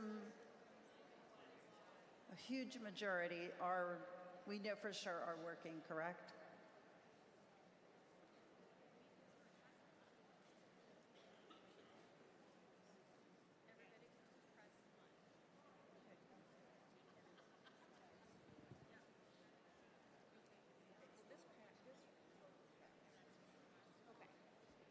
Madam National President, microphone one. Chair recognizes microphone one. Rose Steckland, Department of Arizona. Is it possible to either A, get a test vote? We're going to do that right now. Or Great, B, great a little idea. longer time? Yes. Thank you. Meanwhile, this has passed. As you can see, there we have the.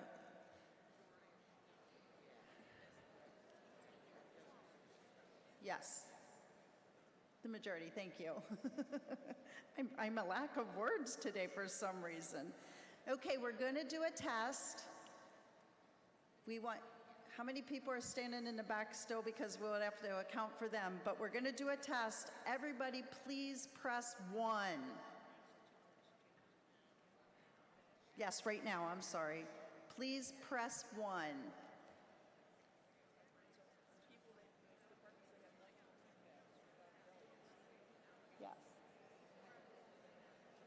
So make sure if you have multiple keypads for one person, you're pressing both of them.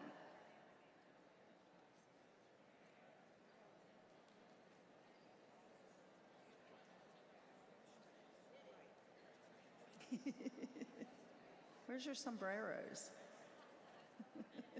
It was happy. Okay. Okay. Are we going to show that?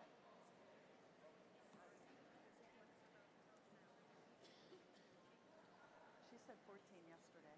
I write it down. I don't know. I said the wrong time too, but I thought she said something.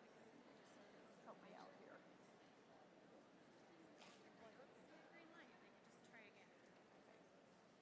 If you don't see a green light, like I said before, your light may not necessarily come on. Just try again. Has everyone pressed 1?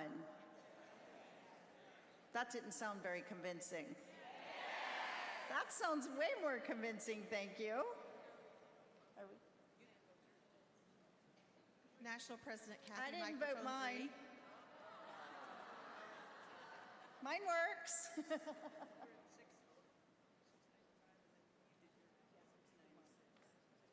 Okay, 696 counted. That's Hallie that pressed 1. 696 pressed, yes, or 1. So that's a.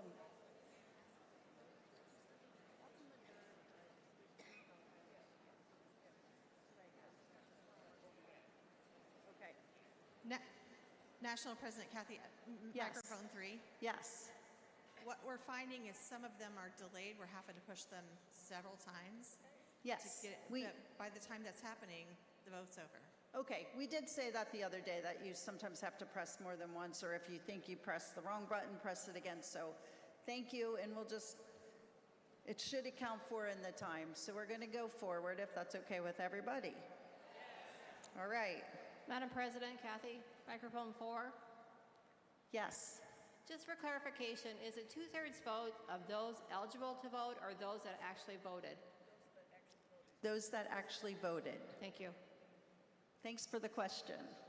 Is there any more discussion or questions? President Kathy? Yes. Microphone 3. 3, yes.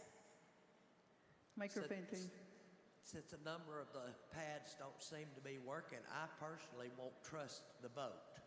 So I suggest I make a motion that we find another way to vote.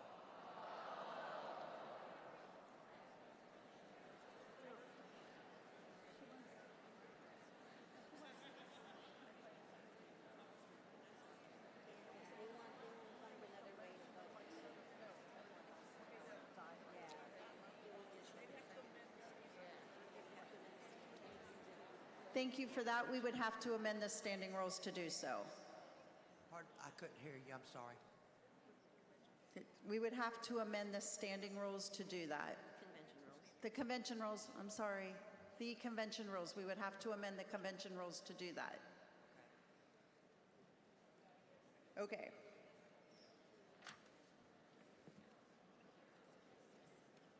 Please continue, Pam. Hello. Hello, where are you? We need to vote on the original motion as amended. Microphone 4. First. Okay, thank you. Thought I did that. Yes, microphone 4. I was just wondering, since I don't know how many of the people said their microphone's not working, could we just test those? Just have them press 1. You mean the keypads? Yes, I'm sorry. We can Yes, do that. keypads. All right, everybody who thinks their keypad does not work, press 1 now.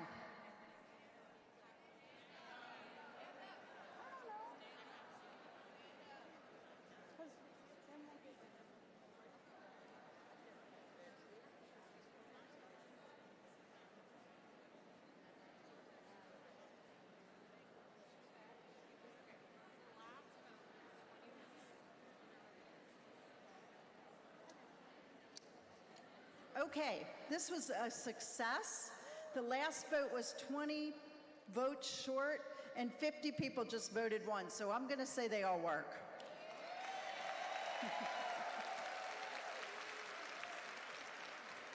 Okay, we're going to continue on.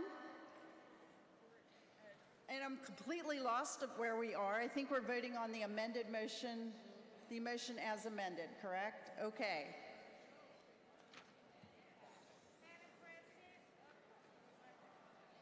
I heard somebody yell, but I can't see anybody. Madam President, Christine Trahan, Department of Texas. Yes. I thought we already voted. We voted on the minute, and then we voted on the original. We did not. Well, I thought so too, but we voted on the amended motion, and now we're going to vote on the, we voted on the yes. We voted on the amendment, but I could have sworn we went back into the original motion. I'm just asking. Thank you for the question. Clarification, please. It's a good question because I just said the same thing, so I think we all just got lost in the middle of trying to make sure all the keypads worked. So we're back to the, I have no idea where we're back to, but let's get somewhere. Okay, here we go. You ready? All right, the question is on the adoption. Wait, we're not going there. We already said the question. All those in, hold 1 minute. What?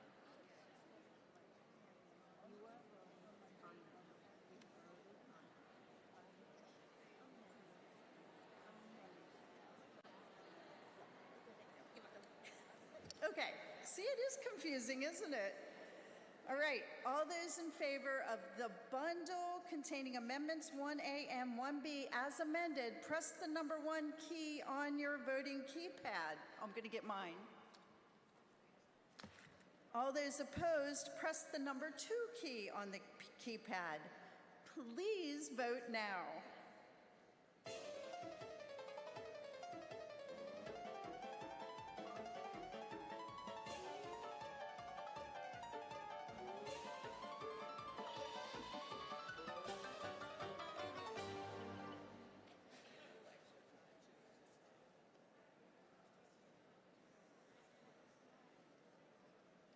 Okay, even gave you a little extra time. Voting is now closed. Let's see the results.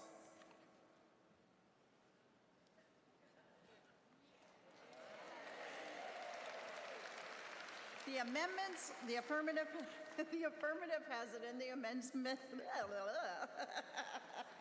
the amendments are adopted. Now, Pam, please continue. And I thought the first part of this was going to be easy. Okay.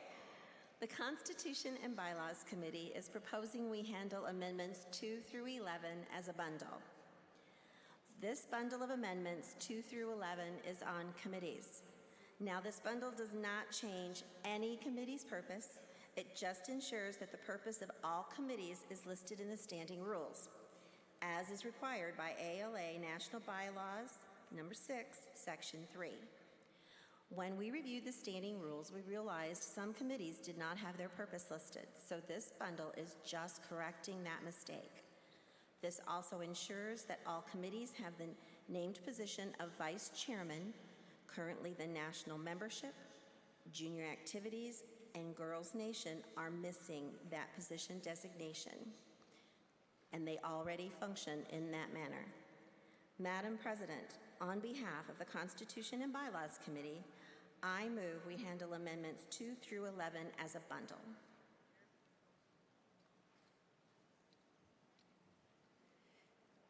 Is there any objection to handling amendments 2 through 11 as a bundle? There being no objection, amendments 2 through 11 are bundled. Madam National President, the Constitution and Bylaws Committee presents the bundle of amendments 2 through 11, a proposal from the National Constitution and Bylaws Committee to amend Standing Rule 7 on Committees, Section 6. If adopted, this bundle of amendments will add to the standing rules the purpose of the AEF, ALA Girls Nation, Community Service, Education, Junior Activities, Leadership, Legislative, Membership, POPI, and Public Relations Committee. Again, we are not creating the purpose. That language already exists. We are just making sure that the existing language is captured in the standing rules for all committees. It will also ensure that Vice Chairman is a position for the committees. The Constitution and Bylaws Pre-Convention Committee recommends that the amendment be adopted. Madam National President, on behalf of the Constitution and Bylaws Committee, I move the adoption of bundle concerning amendments 2 through 11. The question is on the adoption of the bundle concerning amendment 2 through 11 as just presented. The Constitution and Bylaws Pre-Convention Committee recommends that the amendments be adopted. Is there any discussion? Are you ready for the question? Those in favor of the bundle concerning amendments 2 through 11, please press the number 1 keypad on your voting keypad. Those opposed, press the number 2 key. Please vote now.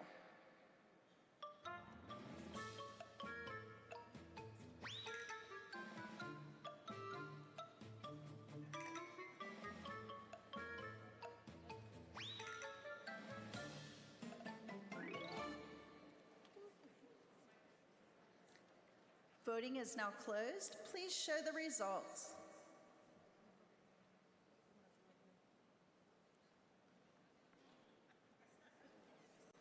The affirmative has 688 votes. The affirmative has it, and the amendments 2 through 11 are adopted, and the governing documents are amended. Yay. Pam, please continue.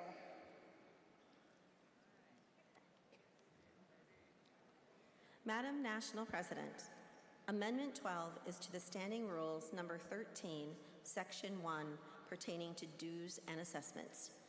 The amendment was proposed jointly by the National Finance Committee and the National Executive Committee. If adopted, the section will read as follows. Standing Rule 13, Section 1, Dues and Assessments. The national per capita dues shall be $18 per annum for senior members beginning in fiscal year 2024, with a $1 increase in fiscal year 2026 and a fiscal year 2028 and in fiscal year 2030. National junior member dues remain at $2.50 per annum, with a 50-cent increase in fiscal year 2026 to $3 per annum, fiscal year 2028 to $3.50 per annum, and fiscal year 2030 to $4 per annum. The per capita dues for senior members shall include a complimentary subscription to the American Legion Auxiliary magazine. Each department shall remit the national per capita dues promptly to the national treasurer at least monthly. The Constitution and Bylaws Pre-Convention Committee recommends the amendment not be adopted. Madam National President, on behalf of the Constitution and Bylaws Committee, I move the adoption of Constitutional Amendment Number 12 as distributed in the amendment packet. The question is on the adoption of Constitution Amendment 12 as distributed. The Constitution and Bylaws Pre-Convention Committee recommends the adoption or the amendment be adopted. Not be adopted. I apologize. Thank you. Is there any discussion? Madam Chair. Yes. Sharon White Bear, North Dakota, microphone 3. Yes. Microphone 3. Yes. I move that we adopt the non-approval of this motion. No. As read, my motion is to adopt the motion as read. We're under discussion. Okay. Okay. So the motion is already there. Well, I can state my rationale. Okay. One of the things I thought of in this. Hold on one second. Sure. No, I actually have a clarifying Yes, question. you're right. Your motion is not valid, but you can debate the. Okay. I withdraw my motion. And I want to say that I thought over time it looks kind of confusing, but also invalid to do like increase, then increase, then increase. I feel like it should be done all at once, and that's one of the reasons. The other one is with those multiple increases over time, it doesn't seem like that would be enough finances that we need.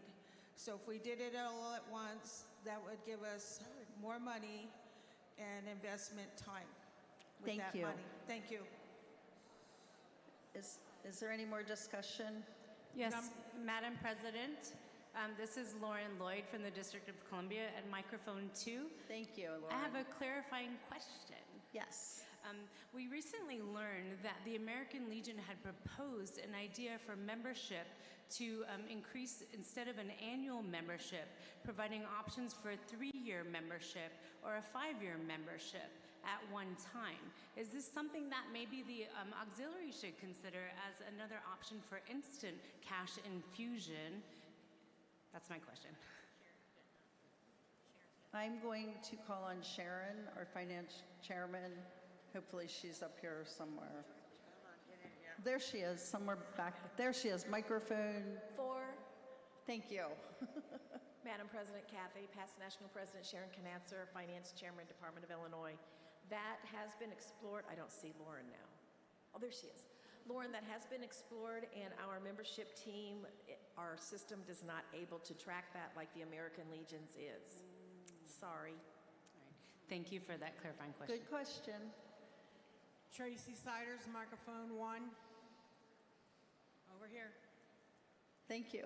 Here we go. I can't see you at all, so I sure couldn't see microphone 1. You know what? Has National thought about the states? We may do a $12 to headquarters, but every state is struggling right now. So whenever we always wait until National does their increase before we decide to do anything. Have you even considered the possibility that a lot of states can't afford this? And it doesn't make any sense to have such a large increase at one time. And we have $44 million in our investments. Thank you. Thank you. President Kathy? Yes, what microphone, please? Microphone 3.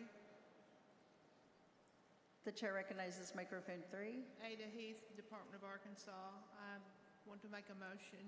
I move that proposed amendment 12. I move that proposed amendment 12 to Standing Rule 13, dues and assessments, be amended by removing the per annum increases for senior and junior members. This action will erase or ensure that future increases are determined yearly. Thank you. And do you have that written?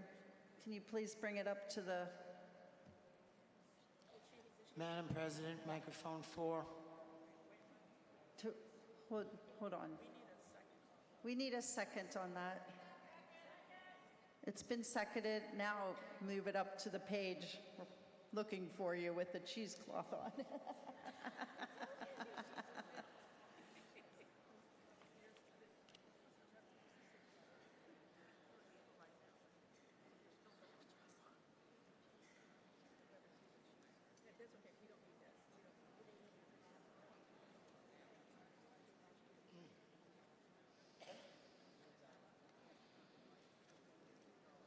I have to run over to the Legion, so I'm bringing up my very favorite person in the whole world right now.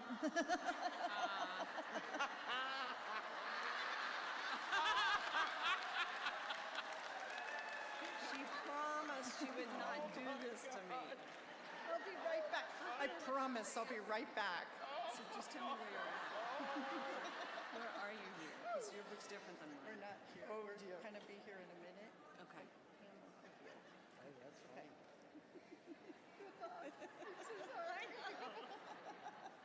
I'll be right back. And she's leaving me. I have to run out. Okay. Well, not yet. We got it.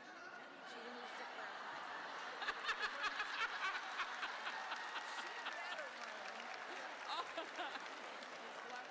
See how she is? I'm telling you. That is cute. But it's written on the top. Does she want to strike what's in, starting at the beginning? Is she talking about English? Is she talking about the increases? The incremental. To strike the incremental future years. Okay, so are you talking about the amounts for the incremental years? We just need to clarify that. Ada, are you still at the microphone? She's coming. She's coming. I probably need my glasses. I mean, I can see it. They're just running. No.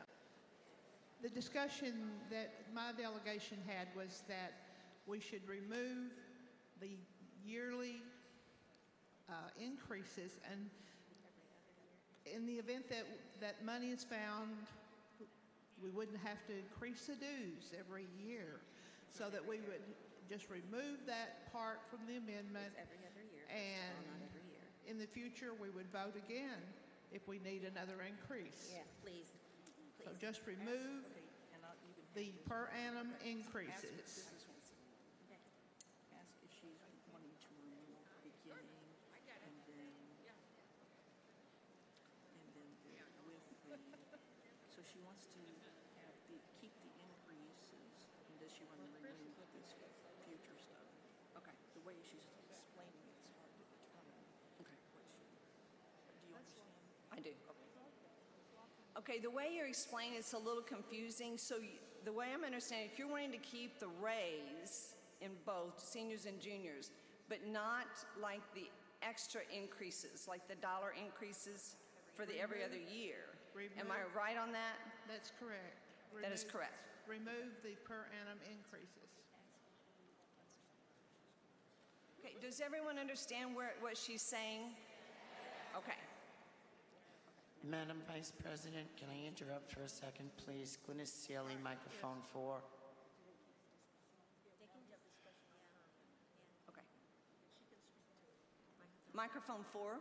I had proposed a written motion before we even started any of this first thing this morning, and I have not heard my motion, and I think my motion would also tag along with Eva's motion and might explain it a little bit better with the rationale.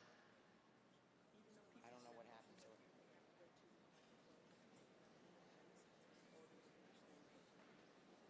Okay, even though you send motions to the podium, you have to make them from the floor first and send them up. But you can send them in advance, but you still have to go to the microphone to make that motion. I'd like to make a motion to amend. Hold on just a second, Glennis. She's got to already make. We got to answer that one first. Okay. You can amend the motion that's on the floor, but you can't amend the original one.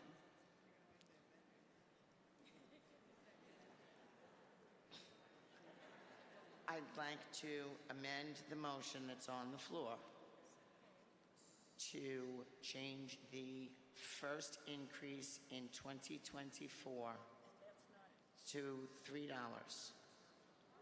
Hold on. Then in 2 years, take the dollar incremental.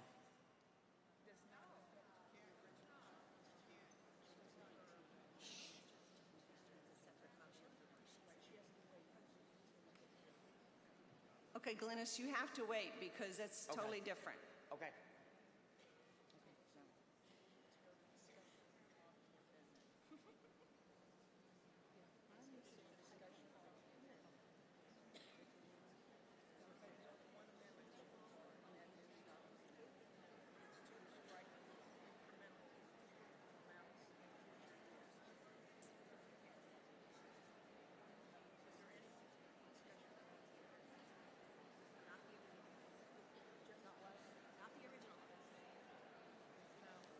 Is there any discussion on the amendment?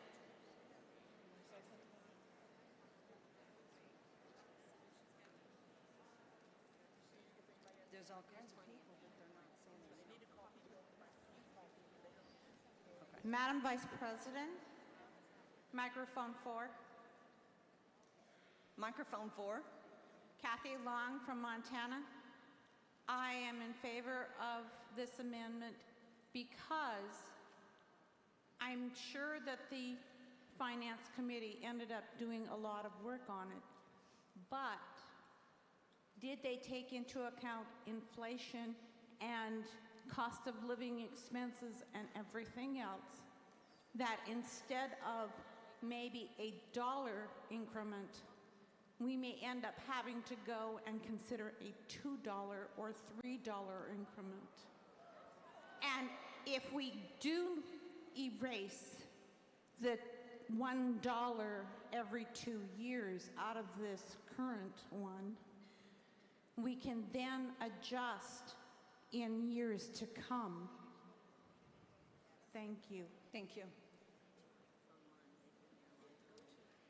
So go like microphone 1. I can't see him. Microphone 1. They're hard to see. Hi, Lisa Chaplin, Department of Virginia, microphone 1. I would like to speak in favor of the original amendment regarding the dues increase. Is this the appropriate time, or is this discussion on the amendments and the amended amendments and the amended motions? Okay.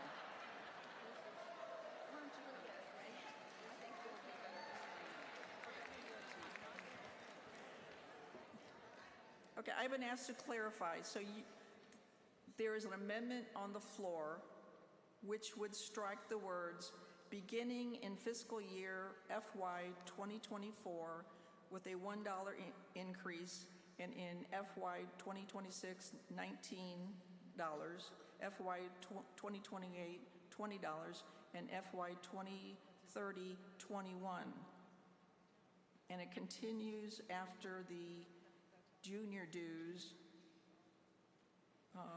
where it would strike with a 50-cent increase in 2026, $3 in 2028, and FY 23, $4. Those are the words that are being proposed to be struck, and that's where discussion is right now. Thank you.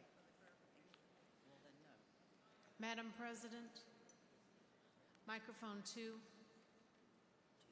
Right here. Microphone 2. Kathleen McInnes from the Department of New York. I don't want to correct the parliamentarian, but I believe she misspoke. I believe that the amendment starts with a $1.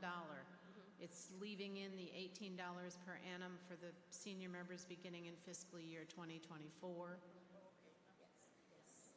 You are correct. Okay, and then I rise in favor of this amendment. I think that as it is written, it provides an unfair administrative burden on both our units and our departments to manage the dollar increases every 2 years, which if we are paying only that amount, it will necessitate updating our standing rules every 2 years to accommodate that. Thank you. Thank you. Microphone 3. It's hard to see them. Yes.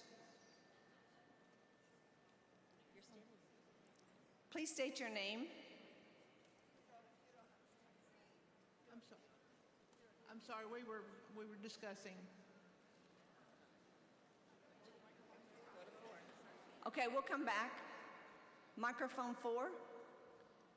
As a point of clarification, right now what's on the floor, if I'm understanding this correctly, is the amendment right now is to keep the initial increase in 2024 and remove the incremental increases. Is that correct or no? That is correct. I'd like to make an amendment to that motion. I think she can. What I'd like to do is change the initial 2024 increase to $16, not $18. You haven't. Is that Okay, the right time to do that's not in order this? at this time. Thank you. That's what I was trying to figure out. Thank you, Glennis. Madam First Vice, second. I call for the question on the amendment. Okay, I don't even know where that came. I don't know where that came from. Is there a second?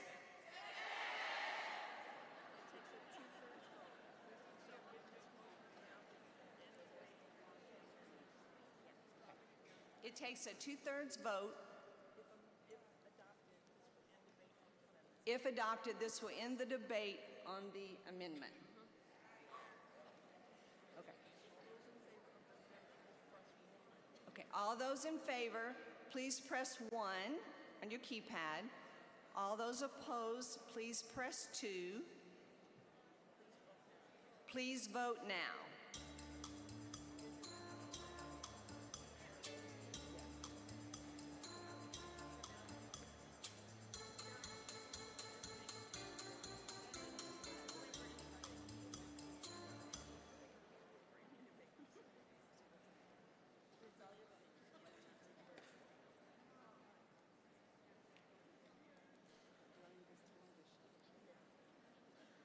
Can you please show the results of the vote?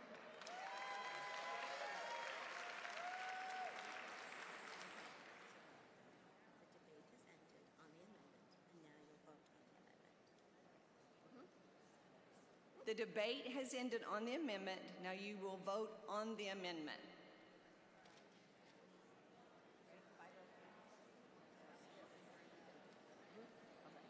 So now they're going to go and do it. On the original amendment, right?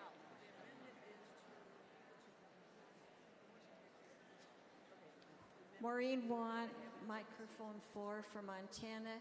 Can the motion be restated so we know what we're voting on, please? Okay, yes. So do I want to read this whole thing? No. You see where this parentheses start? Yeah. The amendment is to strike, starting $1 increase in FY26, 28. But then also there's one, right? 50 cents. Okay. The amendment will be to strike with a $1 increase in FY26, which would make it 19, FY28, which would make 20, FY2030, which would make it 21. Also, under the National Junior member dues, it would strike with a 50-cent increase In FY26, $3. FY28, $3.50, and FY2030, $4.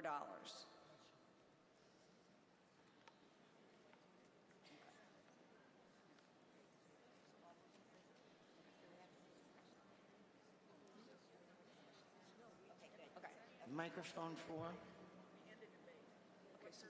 Madam First Vice, microphone 2. Do I recognize it? Microphone 2 for what purpose? I called for the question on the amendment which we just passed. So now we're actually going to vote on the motion that has been amended. No. We're voting on the amendment. We voted to end debate. Now we're voting on the amendment. Microphone 4. Okay. Do I keep it? What is your purpose, microphone 4?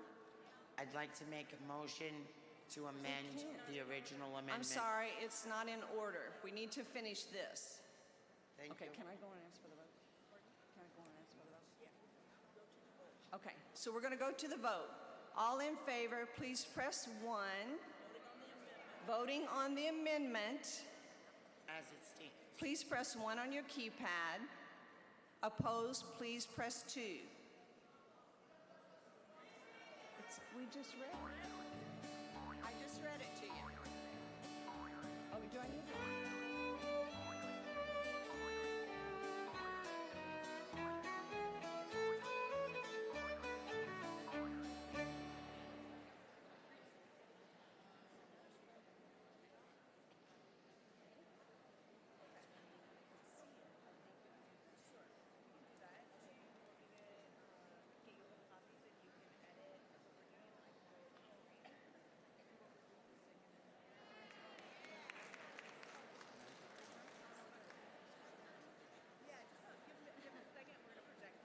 Just please be patient. We're going to try to put this up on the screen that where everybody can see what we're reading.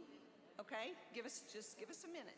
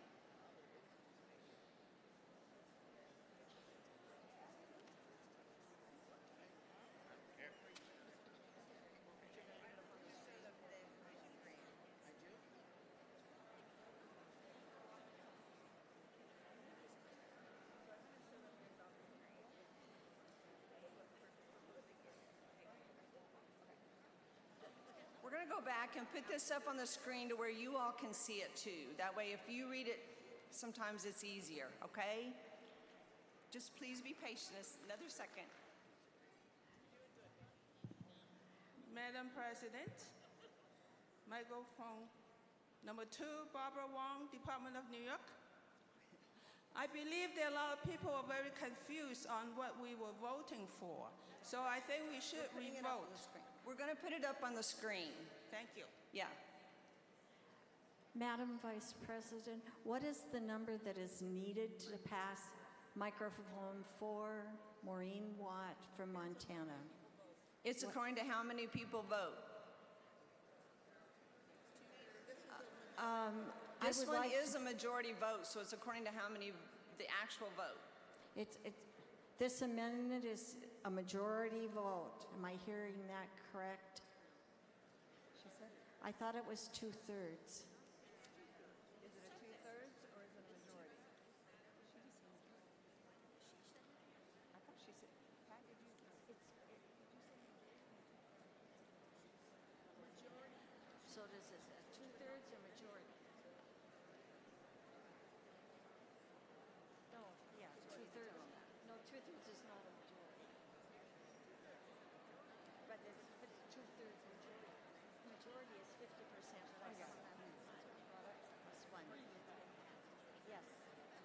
Never.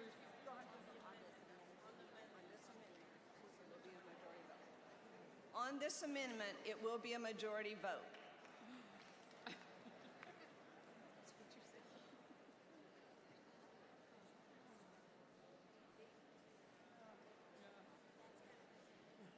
Go for me. I know, it does look like I'm dancing, doesn't it? Okay, we're going to give you just a few minutes to read this because it's up on the screen now. Yeah.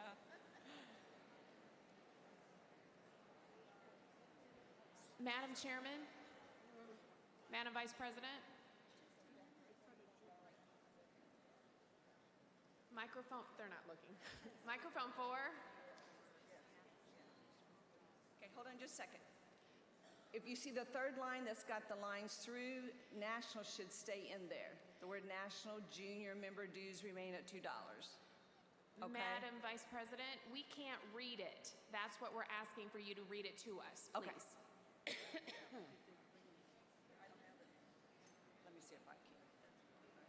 Okay, let me try this. Do you want me to read the whole thing then? Just the ones that to be struck or the other? Okay.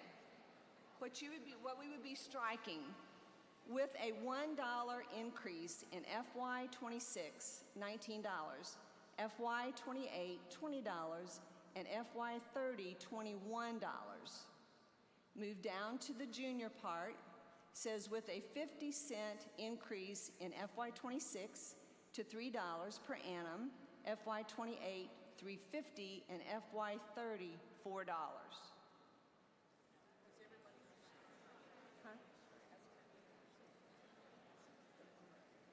Okay, do you understand what we're doing?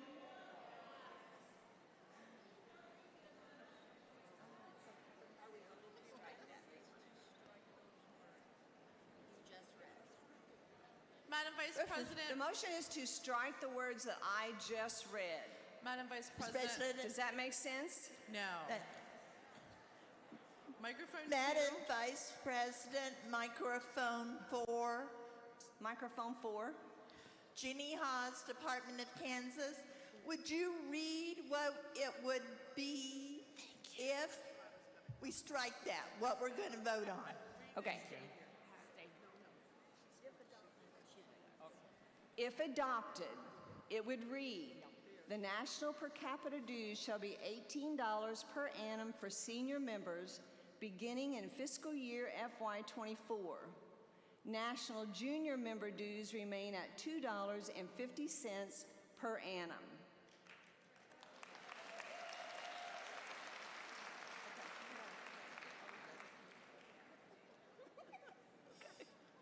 This is so much fun. Okay.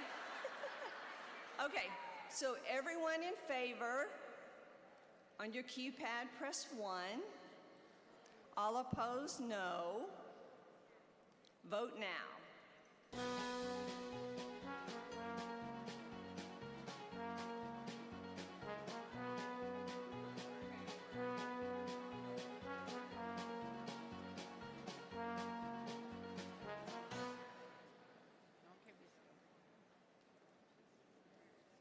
Can we see the results, please?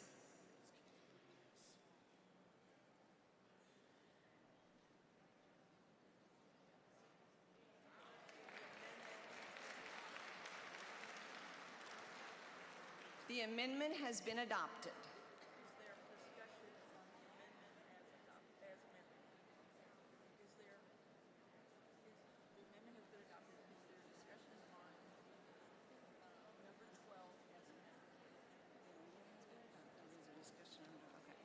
The amendment has been adopted. Is there discussion on amendment on number 12 as amended? Exactly.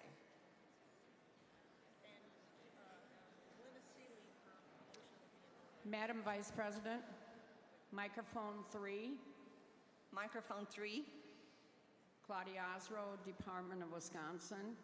I am not a voter, so you know that, but I am against this motion this amended motion that you just voted on? I'm sorry, if you're not a delegate, you cannot speak on this.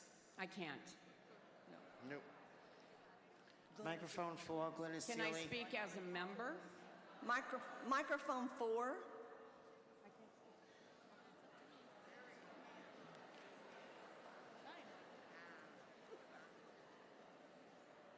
I would like to make a motion to amend this amendment. I did submit a motion form this morning. I would like to change, instead of $18, change it to $16 per capita starting in 2024 with no incremental increases, as we just had, until there are results from our grant writer submissions to reevaluate it in 2026, where the first incremental increase was initially proposed.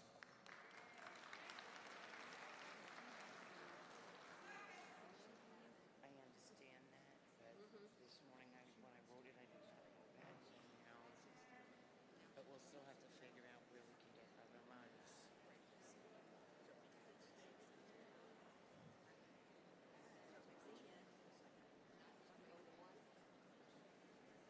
Do we have a second on this? Yes, Lisa Cadwalder from West Virginia.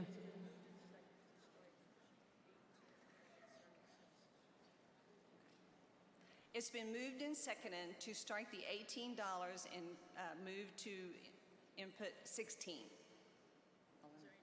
Is there any discussion? Madam Vice President, microphone 3. Microphone 3. Yep. Laura Kelto, Department of Wisconsin. I would Laura, like can you talk more into the mic? I'm having trouble Sure. hearing. Is this better? Oh, yeah, that's Yes. way better. My question to everyone here is, how much is your veteran worth to you that you signed up under?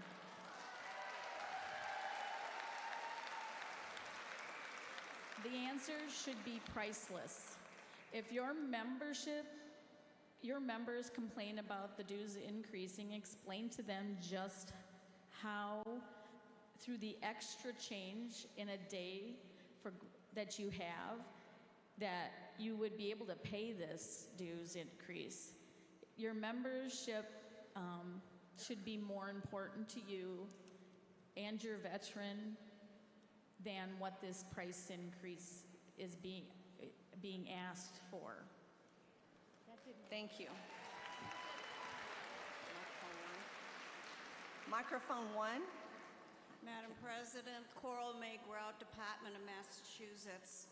I'd just like to clarify a comment I just heard that does concern me. I'm a professional grant writer. I have been for over 30 years. It's not the answer to our needs. No matter how good you are as a grant writer, your chances of getting grants are less than 25%. And of the grants you apply for, if you get some of those grants, let's say you apply for $50,000, you're probably going to get $5,000. Grants only are used to support a specific activity or project, not operations or programs. So please keep that in mind. If you're counting on the grant writer to solve all of our ills, it ain't going to happen. Thank you. Madam Vice President, microphone 4. Microphone 4. Past National President Nicole Clapp, Department of Iowa. Nicole spoke in... Oh, sure. Yes. I'll hold it. It's hard hearing. Let me bring it to my level. There you go. Thank you. Okay. You all know I've dealt with finance for over a decade. And realizing that what was distributed in the spring showed charts and graphs of where we are, where we would be with $6. Some asked in Constitution and bylaws, where would we be with $5, $4? Well, now that the annual increases every other year have been removed, that was going to make us sustainable. Now, $6 is still on the table, which we'll start to see a decline in 2027 already. $5, obviously it would be much quicker, and any less than that would be very fast. So I just want people to remember, when we removed the annual increases about 4 years ago, that's why we're standing here today. Thank you. Thank you. Microphone 4. Microphone 3. Three, sorry. Christina Petronovich, Department of Wisconsin. This just piggybacks a little bit. You may be under the assumption that a professional grant writer will come to our rescue. If you are relying on grant money for anything, you will most likely end up disappointed. Grant money is never guaranteed, no matter how wonderfully they are written. Grants can only be used for specific programs outlined in the grant's proposals and their stipulations, never for operational overhead. Organizational dues are what we must use to cover national operating expenses. If we are not willing to support our organization by prioritizing a dues increase, how can we expect another organization to believe in us enough to give us grant money? We cannot, and we should not. Thank you. Madam Microphone Vice 1. President. Microphone 1. Lisa Chaplin, Department of Virginia. I can see her just like right there. I'd like to speak in favor of the $6 increase. And to put that in perspective, that is 1 cup of specialty coffee. That is 1 fast food combo meal. That may be 1 good vacuuming of your car console. I know my membership is worth 1.6 cents per day, and if you break that down daily, that is what $6 a year comes out to. I would hope that everyone values their membership that much. I also think that the incremental increases moving forward should allow for ample financial planning for those $1 increases and those $1 increases and 50-cent increases every other year, as stated in the original amendment. So that's my 2 cents on this subject. Thank you very much. Thank you. Madam Vice President. Which microphone, please? Microphone 3. You have to stop and think. You are like blurred out there. So, yes, please, continue. Okay. My name is Sue Turowski, and I am from the Department of Wisconsin. I, too, agree with the $6 increase. I think that the grant issue has been talked about enough, and I think people clearly should understand at this point that a grant is to our benefit of working purposes, not to support our organization. Ladies, back in 1919, when our organization was first founded, that was right after the war. And there was nothing. They were heading into into prohibition, well, in depression too. And somehow they came up with enough funding and enough ideas to start this amazing organization.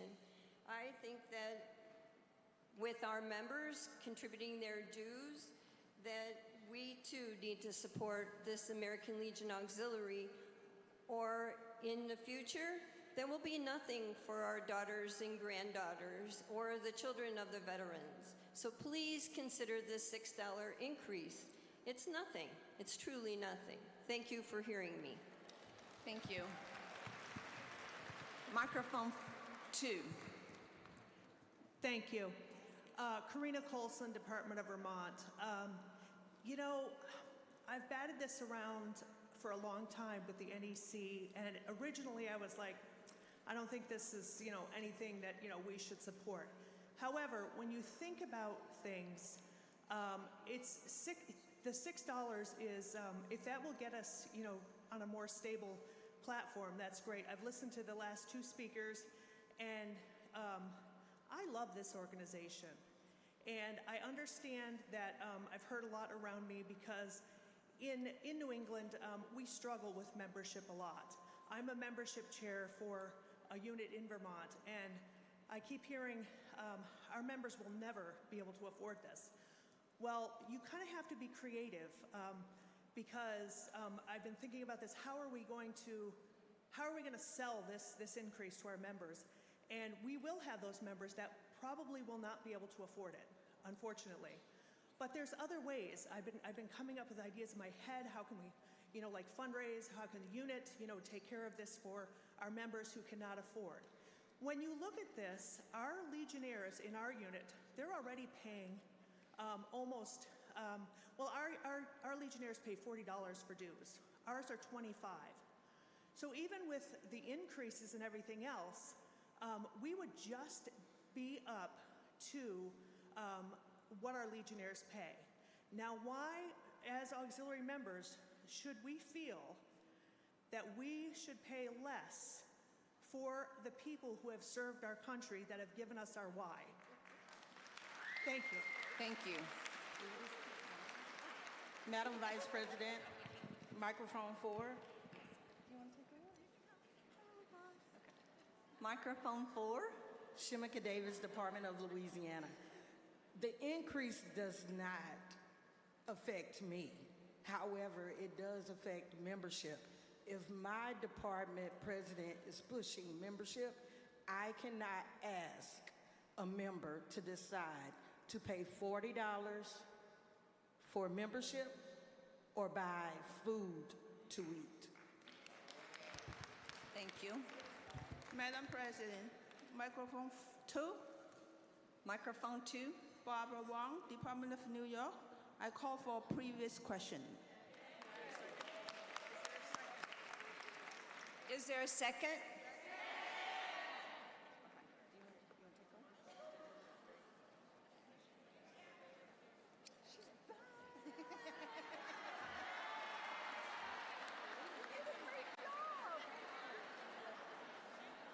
Okay, there's a motion on the floor to close debate.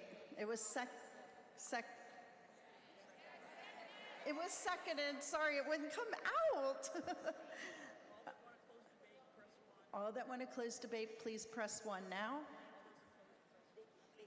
If you are opposed,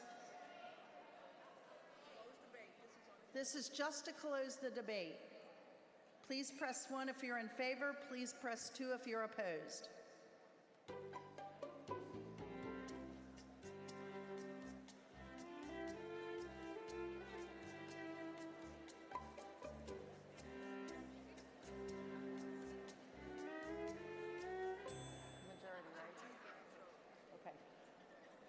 Voting is closed. We shall see the results.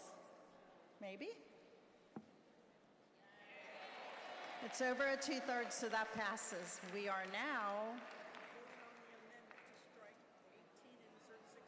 voting on the amendment to strike 18 and insert 16. Is there any discussion? No discussion. Never mind. I'm behind the game. All those in favor of the amendment, please press 1. Those opposed. What? The amendment to strike 18 and insert 16. Right? Then why are they questioning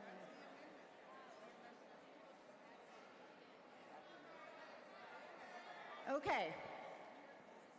So if you are in favor of striking 18, inserting 16, please press 1.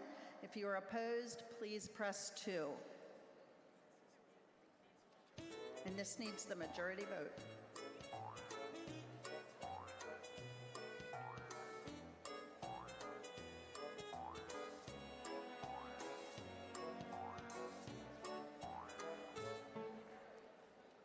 Please show the results. Voting is closed.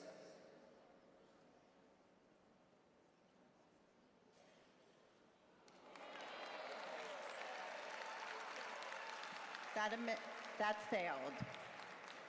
That amendment to the amendment failed.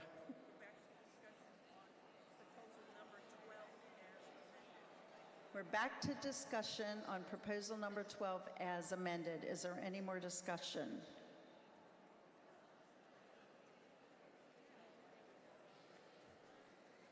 Hearing none. Are you ready for the question? Madam President, microphone 3. Yes, microphone 3. Amanda Washburn, Department of Nebraska. Just a clarifying question. The Constitution and Bylaws Committee voted to not recommend this. So in order to pass it, we have to fail that recommendation, correct? No? We're not voting on the recommendation. Okay, because that's what Pam had said. So just asking to clarify. Thank you. Great question. All right. All those in favor of Constitution Amendment number 12 as amended, press the number 1 key on your voting keypad. All those opposed, press the number 2 key on your keypad. Please vote now.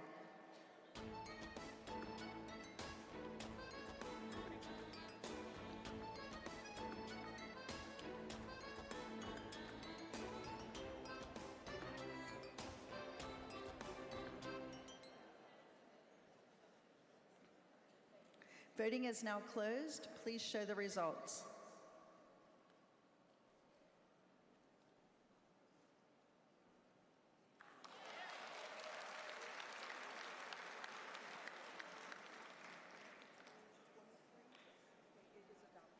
That motion is adopted.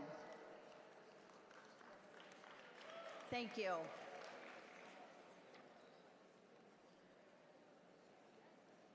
Please continue, Pam.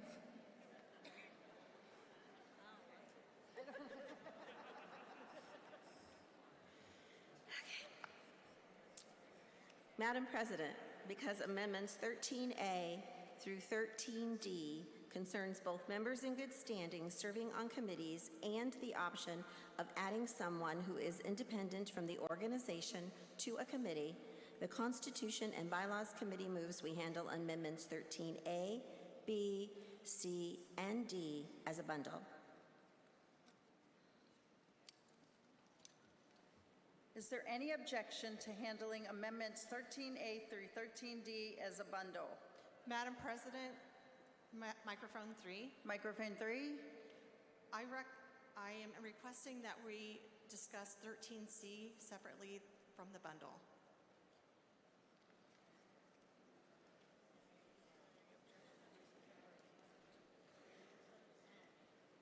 Thank you. Is there any objection to handling 13A, B, and D as a bundle?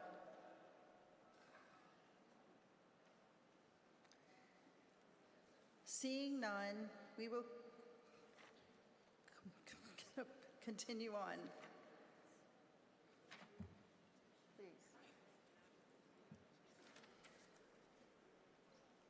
Okay, there being no objection, amendments 13A, B, and D are now bundled. Pam, please continue.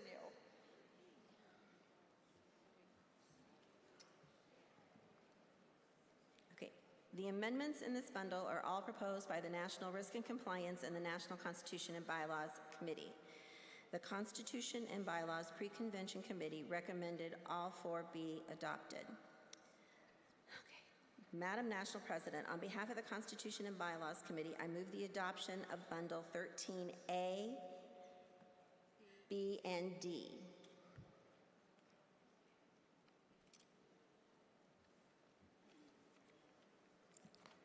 The question is on the adoption of the bundle concerning amendments 13A, B, and D as distributed. The Constitution and Bylaws Pre-Convention Committee recommends the amendment be adopted. Is there any discussion?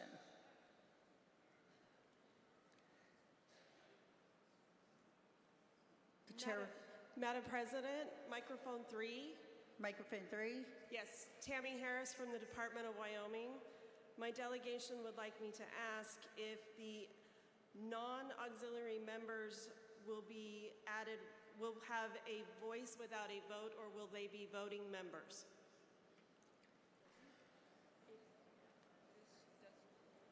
It doesn't say.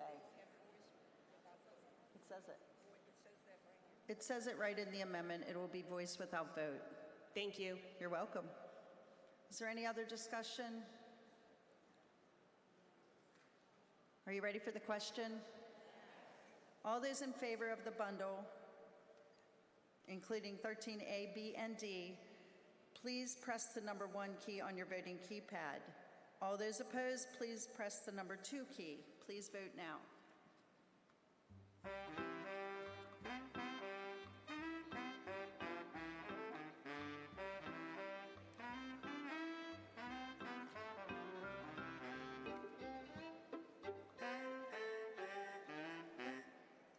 Voting is now closed. Please show the results.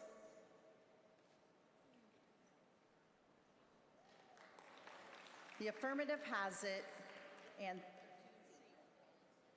13A, B, and D is adopted. And we will now vote on 13C, right? Okay.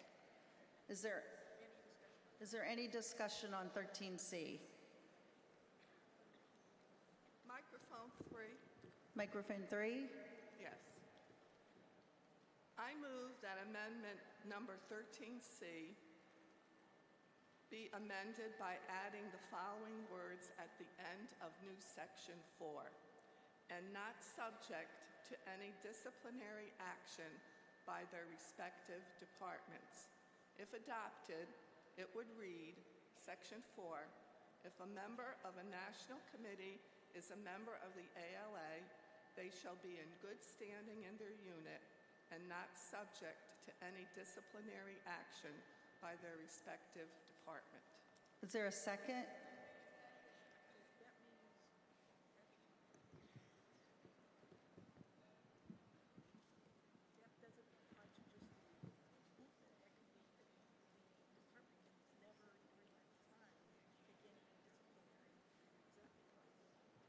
I just want to clarify what you're asking. That would mean that the department, I'm going to call on Chris Dickey right now. Madam President, maybe I can ask a clarifying question, and then if it's answered correct, or in one way, I could then withdraw the motion. Okay.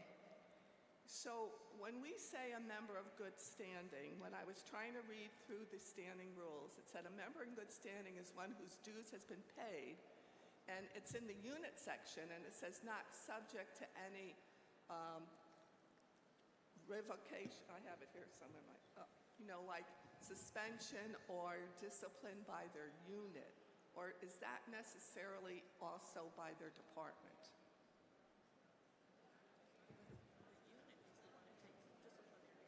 The unit is ultimately the one that takes the disciplinary action. In their unit, on unit membership. Yes. All right, so I still want to keep this amendment and then explain why. And I'm going to call on Chris Dickey to make sure that... Okay, fine, that's good. You have it in writing, correct? I do. Can you bring it up here to the page so we can see it in writing, and then we'll figure out what we're thinking. Should I ask for further discussion? Okay.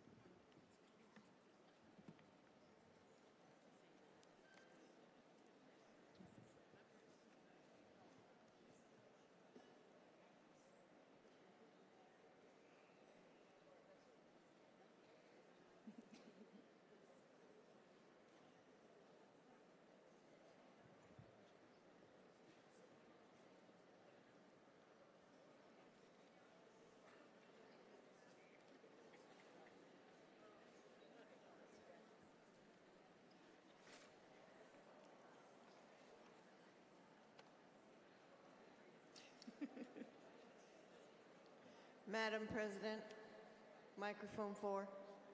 Yes. I'm Regina Whipple, Department of South Dakota. Point of order, was there a second on that motion? There was. Thank you. Thanks for asking. The amendment 13C be amended by adding the following words at the end of section 4, and not subject to any disciplinary action by their respective department. If adopted, it would read, section 4, if a member of a national committee is a member of the ALA, they shall be in good standing in their unit and not subject to any disciplinary action by their respective department.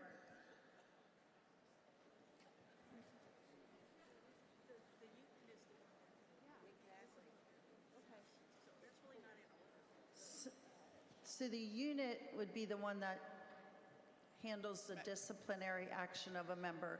Only the unit could deem a person not in good standing. May I explain why we are...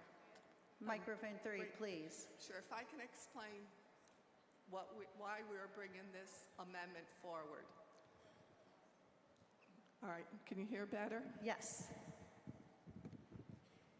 I'm going to do a Nicole and pull the mic away.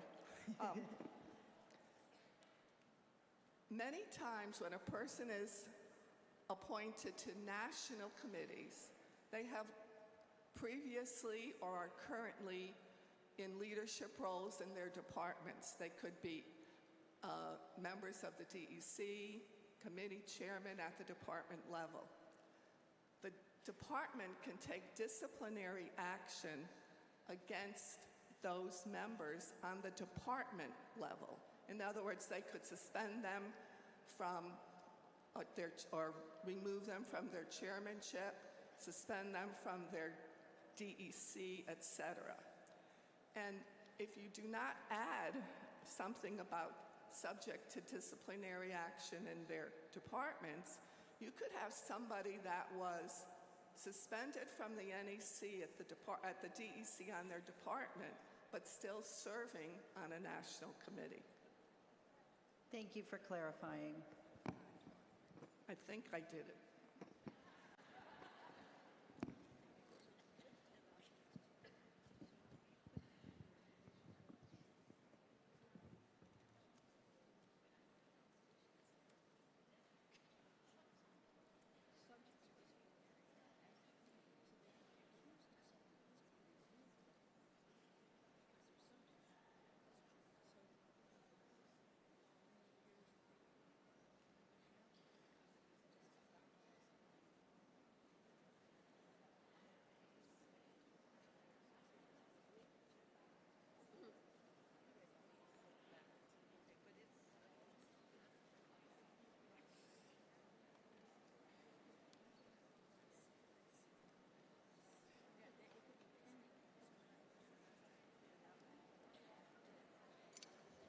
Okay, I apologize for taking time. We just want to make sure we get all of this right.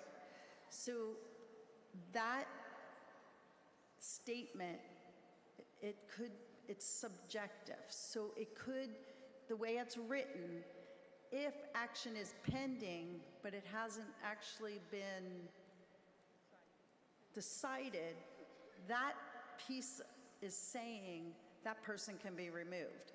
But it's only pending. So that could get into all kinds of,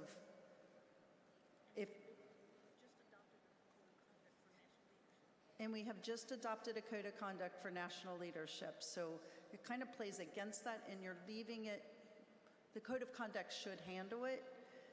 You're opening it wide open, so if there's any accusations against somebody, for instance, pending, then they can be removed.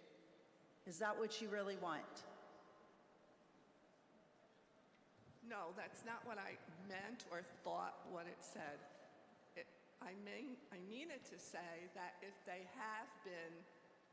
disciplinary action was taken or they're under current disciplinary action, they should not be a member of a national committee. So do you want to withdraw that amendment, and we would need... Only if Chris Dickey will tell me how to write it correctly.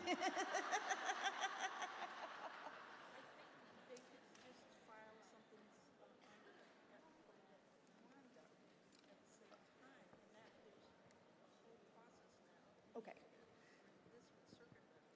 Right. Okay. So back to the code of conduct. If you filed something under the code of conduct that we just accepted, that should take care of that issue, according to Chris Dickey and the way we're reading it. Does that help And do you still want to move forward with the amendment? As long as you're saying that that would happen if a department were to discipline the member and remove them, that would they then be relieved from their national committee appointment?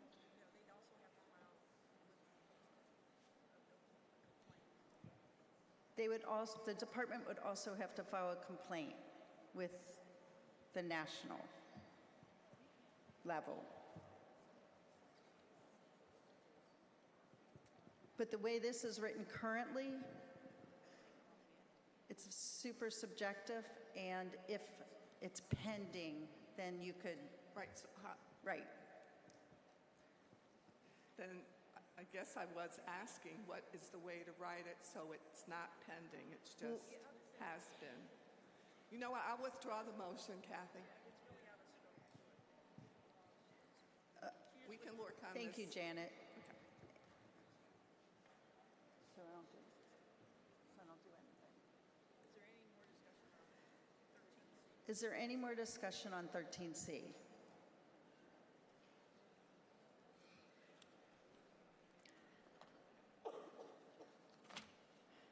Are you ready for the question? All those in favor of 13C?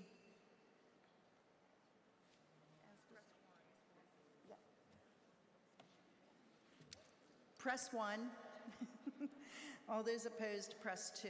Please vote now.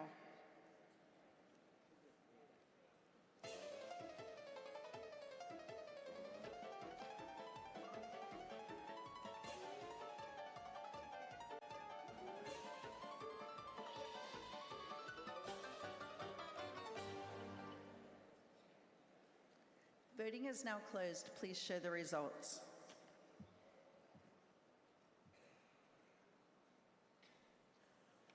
The affirmatives have it, and 13C has been adopted. Please continue, Pam.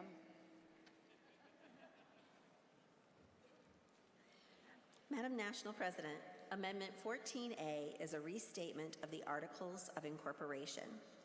The primary changes to the articles include updated formatting to resemble modern articles of incorporation, a provision that allows the National Board of Directors to address the misconduct of its 63 voting members, and add a necessary dissolution clause that provides for distribution of assets to another nonprofit in the event the organization dissolves. The amendment was proposed by the Code of Ethical Conduct Special Committee and the Constitution and Bylaws Committee. The Constitution and Bylaws Pre-Convention Committee recommends the amendment be adopted. Madam National President, I would like to make a note of a typographical error that needs to be corrected. It is on page 44 of the amendment packet, paragraph A. The letter S at the end of the word accomplishments needs to be deleted. We're all aware that accomplishment is what our preamble states. With that correction, on behalf of the Constitution and Bylaws Committee, I move the adoption of Constitution Amendment 14A as distributed in the amendment packet. The question is on the adoption of Constitution Amendment 14A as distributed. The Constitution and Bylaws Pre-Convention Committee recommends the amendment be adopted. Is there any discussion?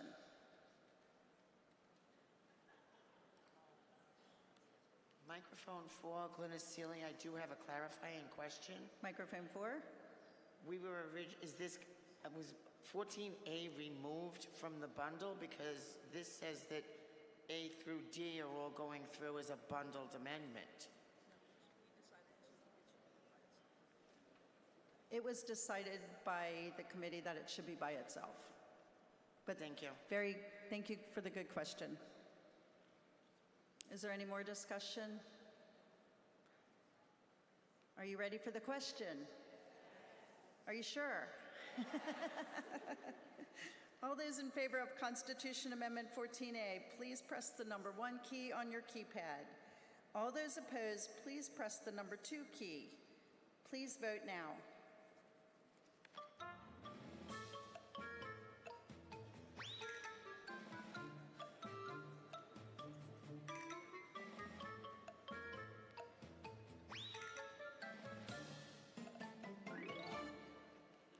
Voting is now closed. Please show the results.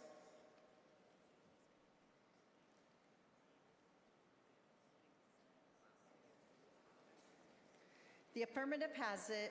The amendment is now adopted and the Articles of Incorporation are restated. Sorry. Please continue, Pam.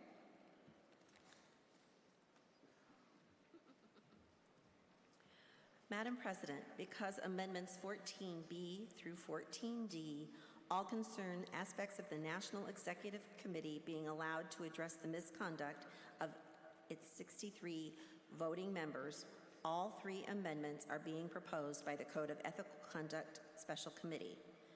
On behalf of the Constitution and Bylaws Committee, I move we handle amendments 14B, C, and D as a bundle.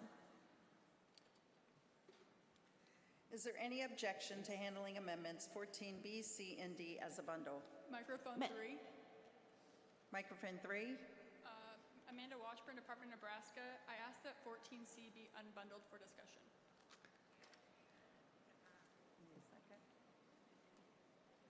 Okay. Thank you, Amanda. 14C. Yeah. Okay. Is there any more discussion? 14C will be removed or be separated from 14B and D. All right, are you ready for the question?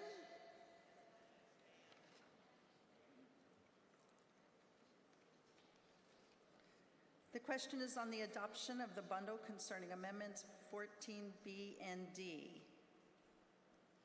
The Constitution and Bylaws Pre-Convention Committee recommends the amendment be adopted.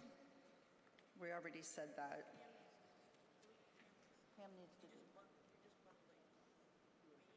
Oh, yeah. Pam needs to do something.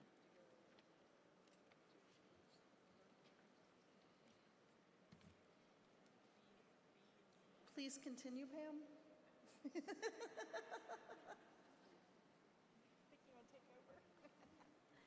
Madam National President, I move that 14B and 14, I don't have to do that. Now what do I have to do? Okay.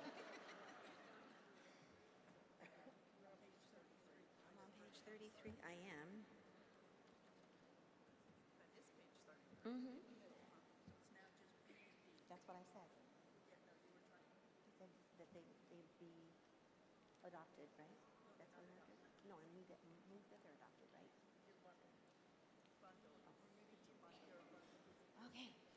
So 14B and D are double, oh my goodness. Wow. They could be doubled, they could be bundled, they can be whatever y'all want. Okay. Madam National President, the bundle now includes Amendment 14B and 14D concerning the aspects of the National Executive Committee being allowed to address the misconduct of its members. Constitution and Bylaws Pre-Convention Committee recommends this bundle be adopted. Madam National President, on behalf of the Constitution and Bylaws Committee, I move the adoption of Bundle 14B and 14D.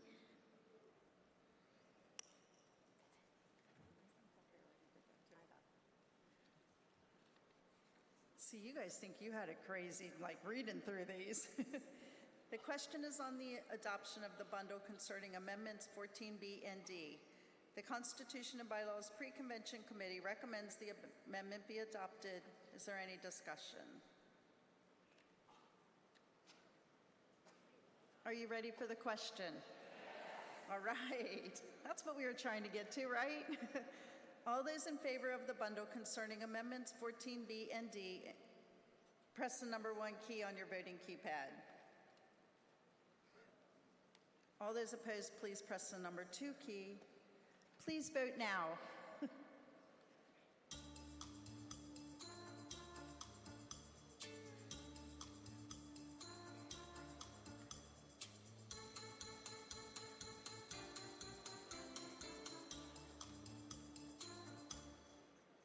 Voting is now closed. Please show the results.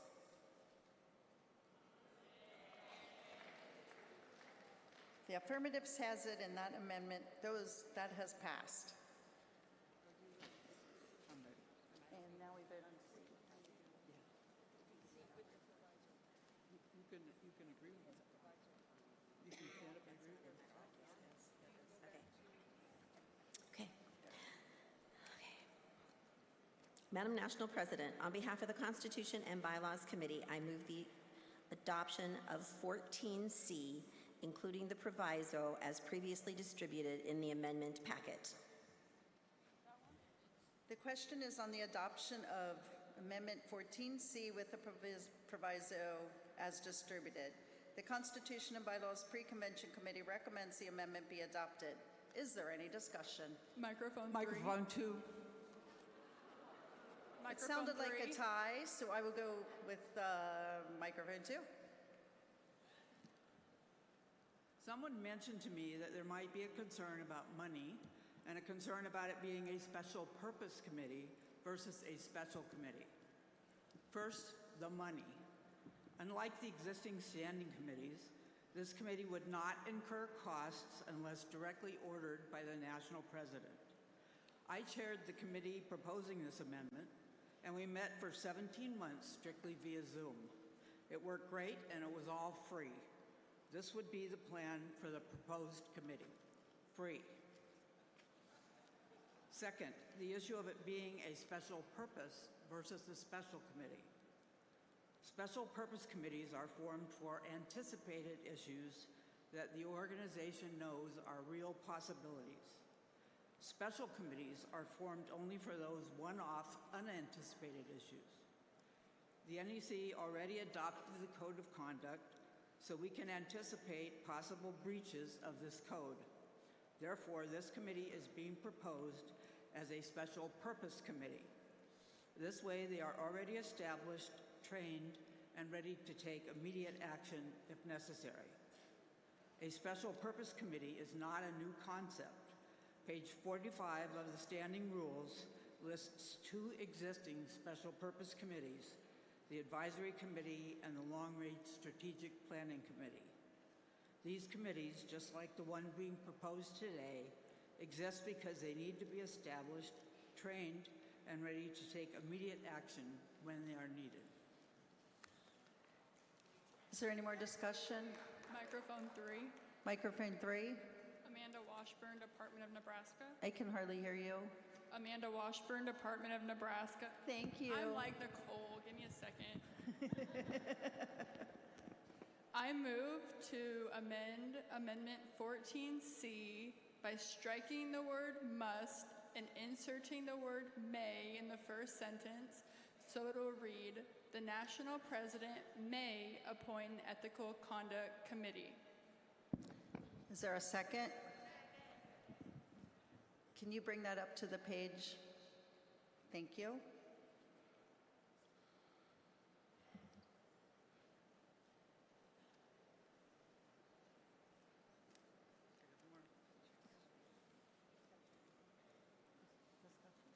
Is there any more discussion? She can speak on it first. Hold on.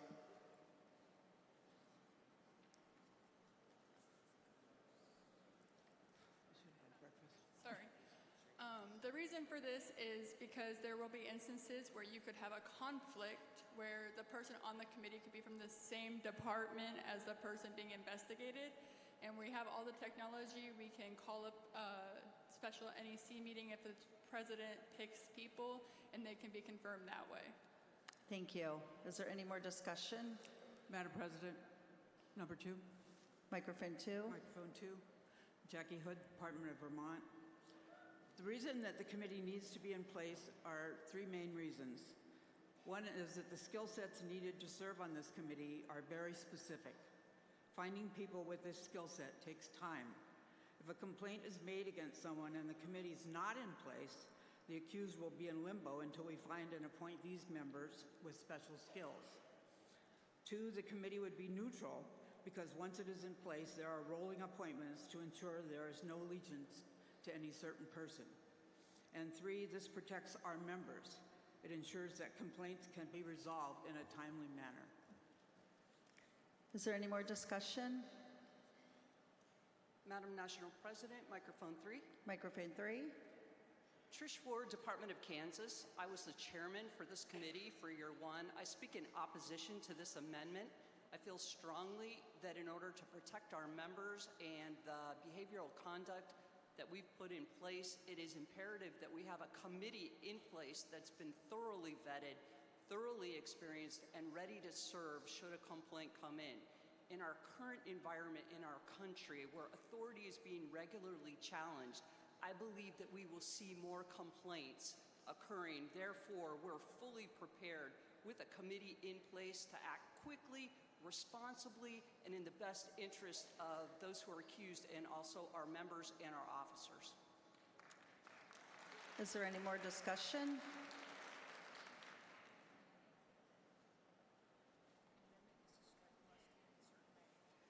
The amendment is to strike must and insert may. Are you ready for the question?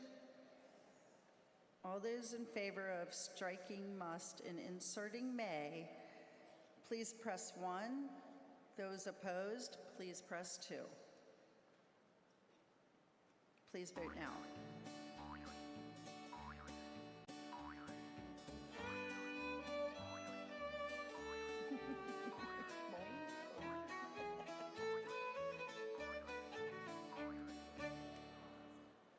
Voting is now closed. Please show the results.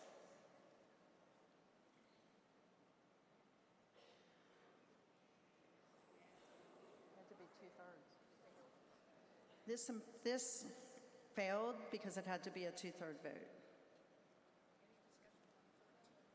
Is there any discussion on 14C? Seeing none, are you ready for the question?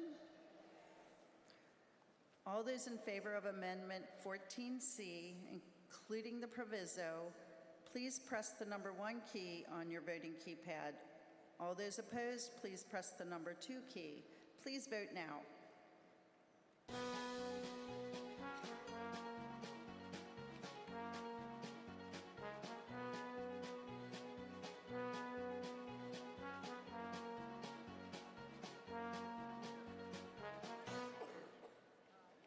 Voting is now closed. Please show the results.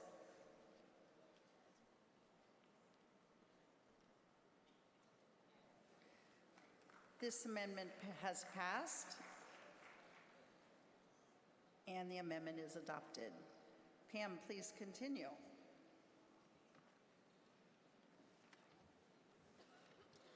I believe that's the last time she's going to say that, ladies. Madam National President, Amendment 15 is to the bylaws Article 11 on charters and pertains to the cancellation of unit and department charters. This amendment seeks to clean up language and remove unnecessary wording, as well as to allow for departments to have the option of disciplining a unit for a probationary period. The amendment was proposed by the Constitution and Bylaws Committee. The Constitution and Bylaws Pre-Convention Committee recommends the amendment be adopted. Madam National President, on behalf of the Constitution and Bylaws Committee, I move the adoption of Constitutional Amendment Number 15 as distributed in the amendment packet. The question is on the adoption of Constitution Amendment Number 15 as distributed. The Constitution and Bylaws Pre-Convention Committee recommends the amendment be adopted. Is there any discussion? Seeing none, are you ready for the question? All those in favor of Constitution Amendment Number 15, press the number 1 key on your voting pad. All those opposed, press the number 2 key. Please vote now.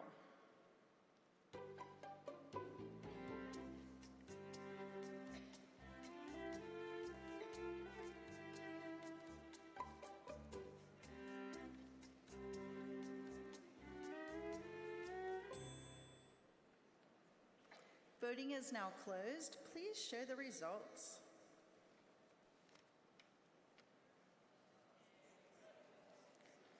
That amendment has passed and is adopted.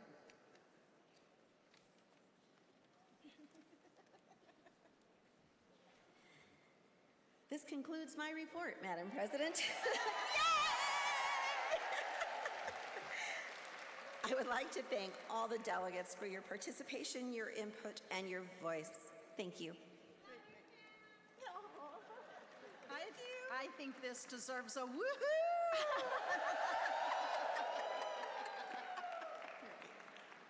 Thank you. You did a great job. Thank you. Thank you also to Madam Vice President. All right. Are you ready to move on? Quickly jump up. Shake it out again. And now, sit down when you're ready. Would the National Secretary please give us the convention updates?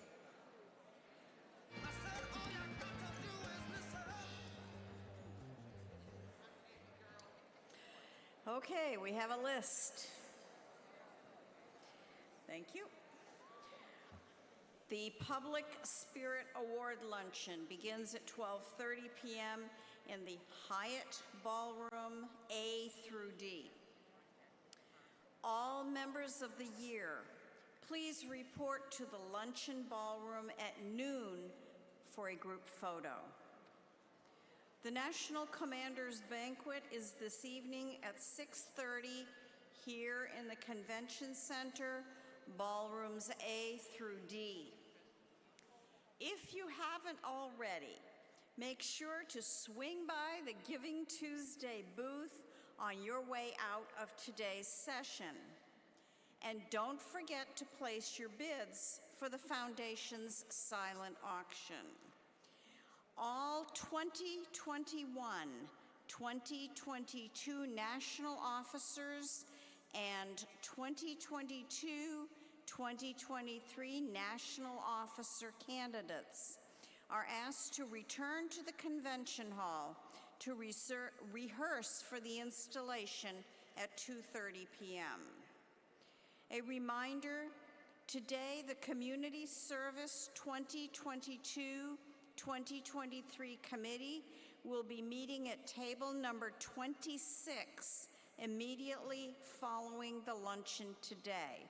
And will the individual who came to me earlier this morning regarding an extra ticket to the luncheon this afternoon, please find me at the end of this meeting. That concludes, I hope. Wait a minute, let me check to page 2. That concludes the announcements. Yay! Is that your book or mine? Okay. We got tons of business still left for tomorrow. This meeting is officially adjourned until tomorrow morning at 8 a.m.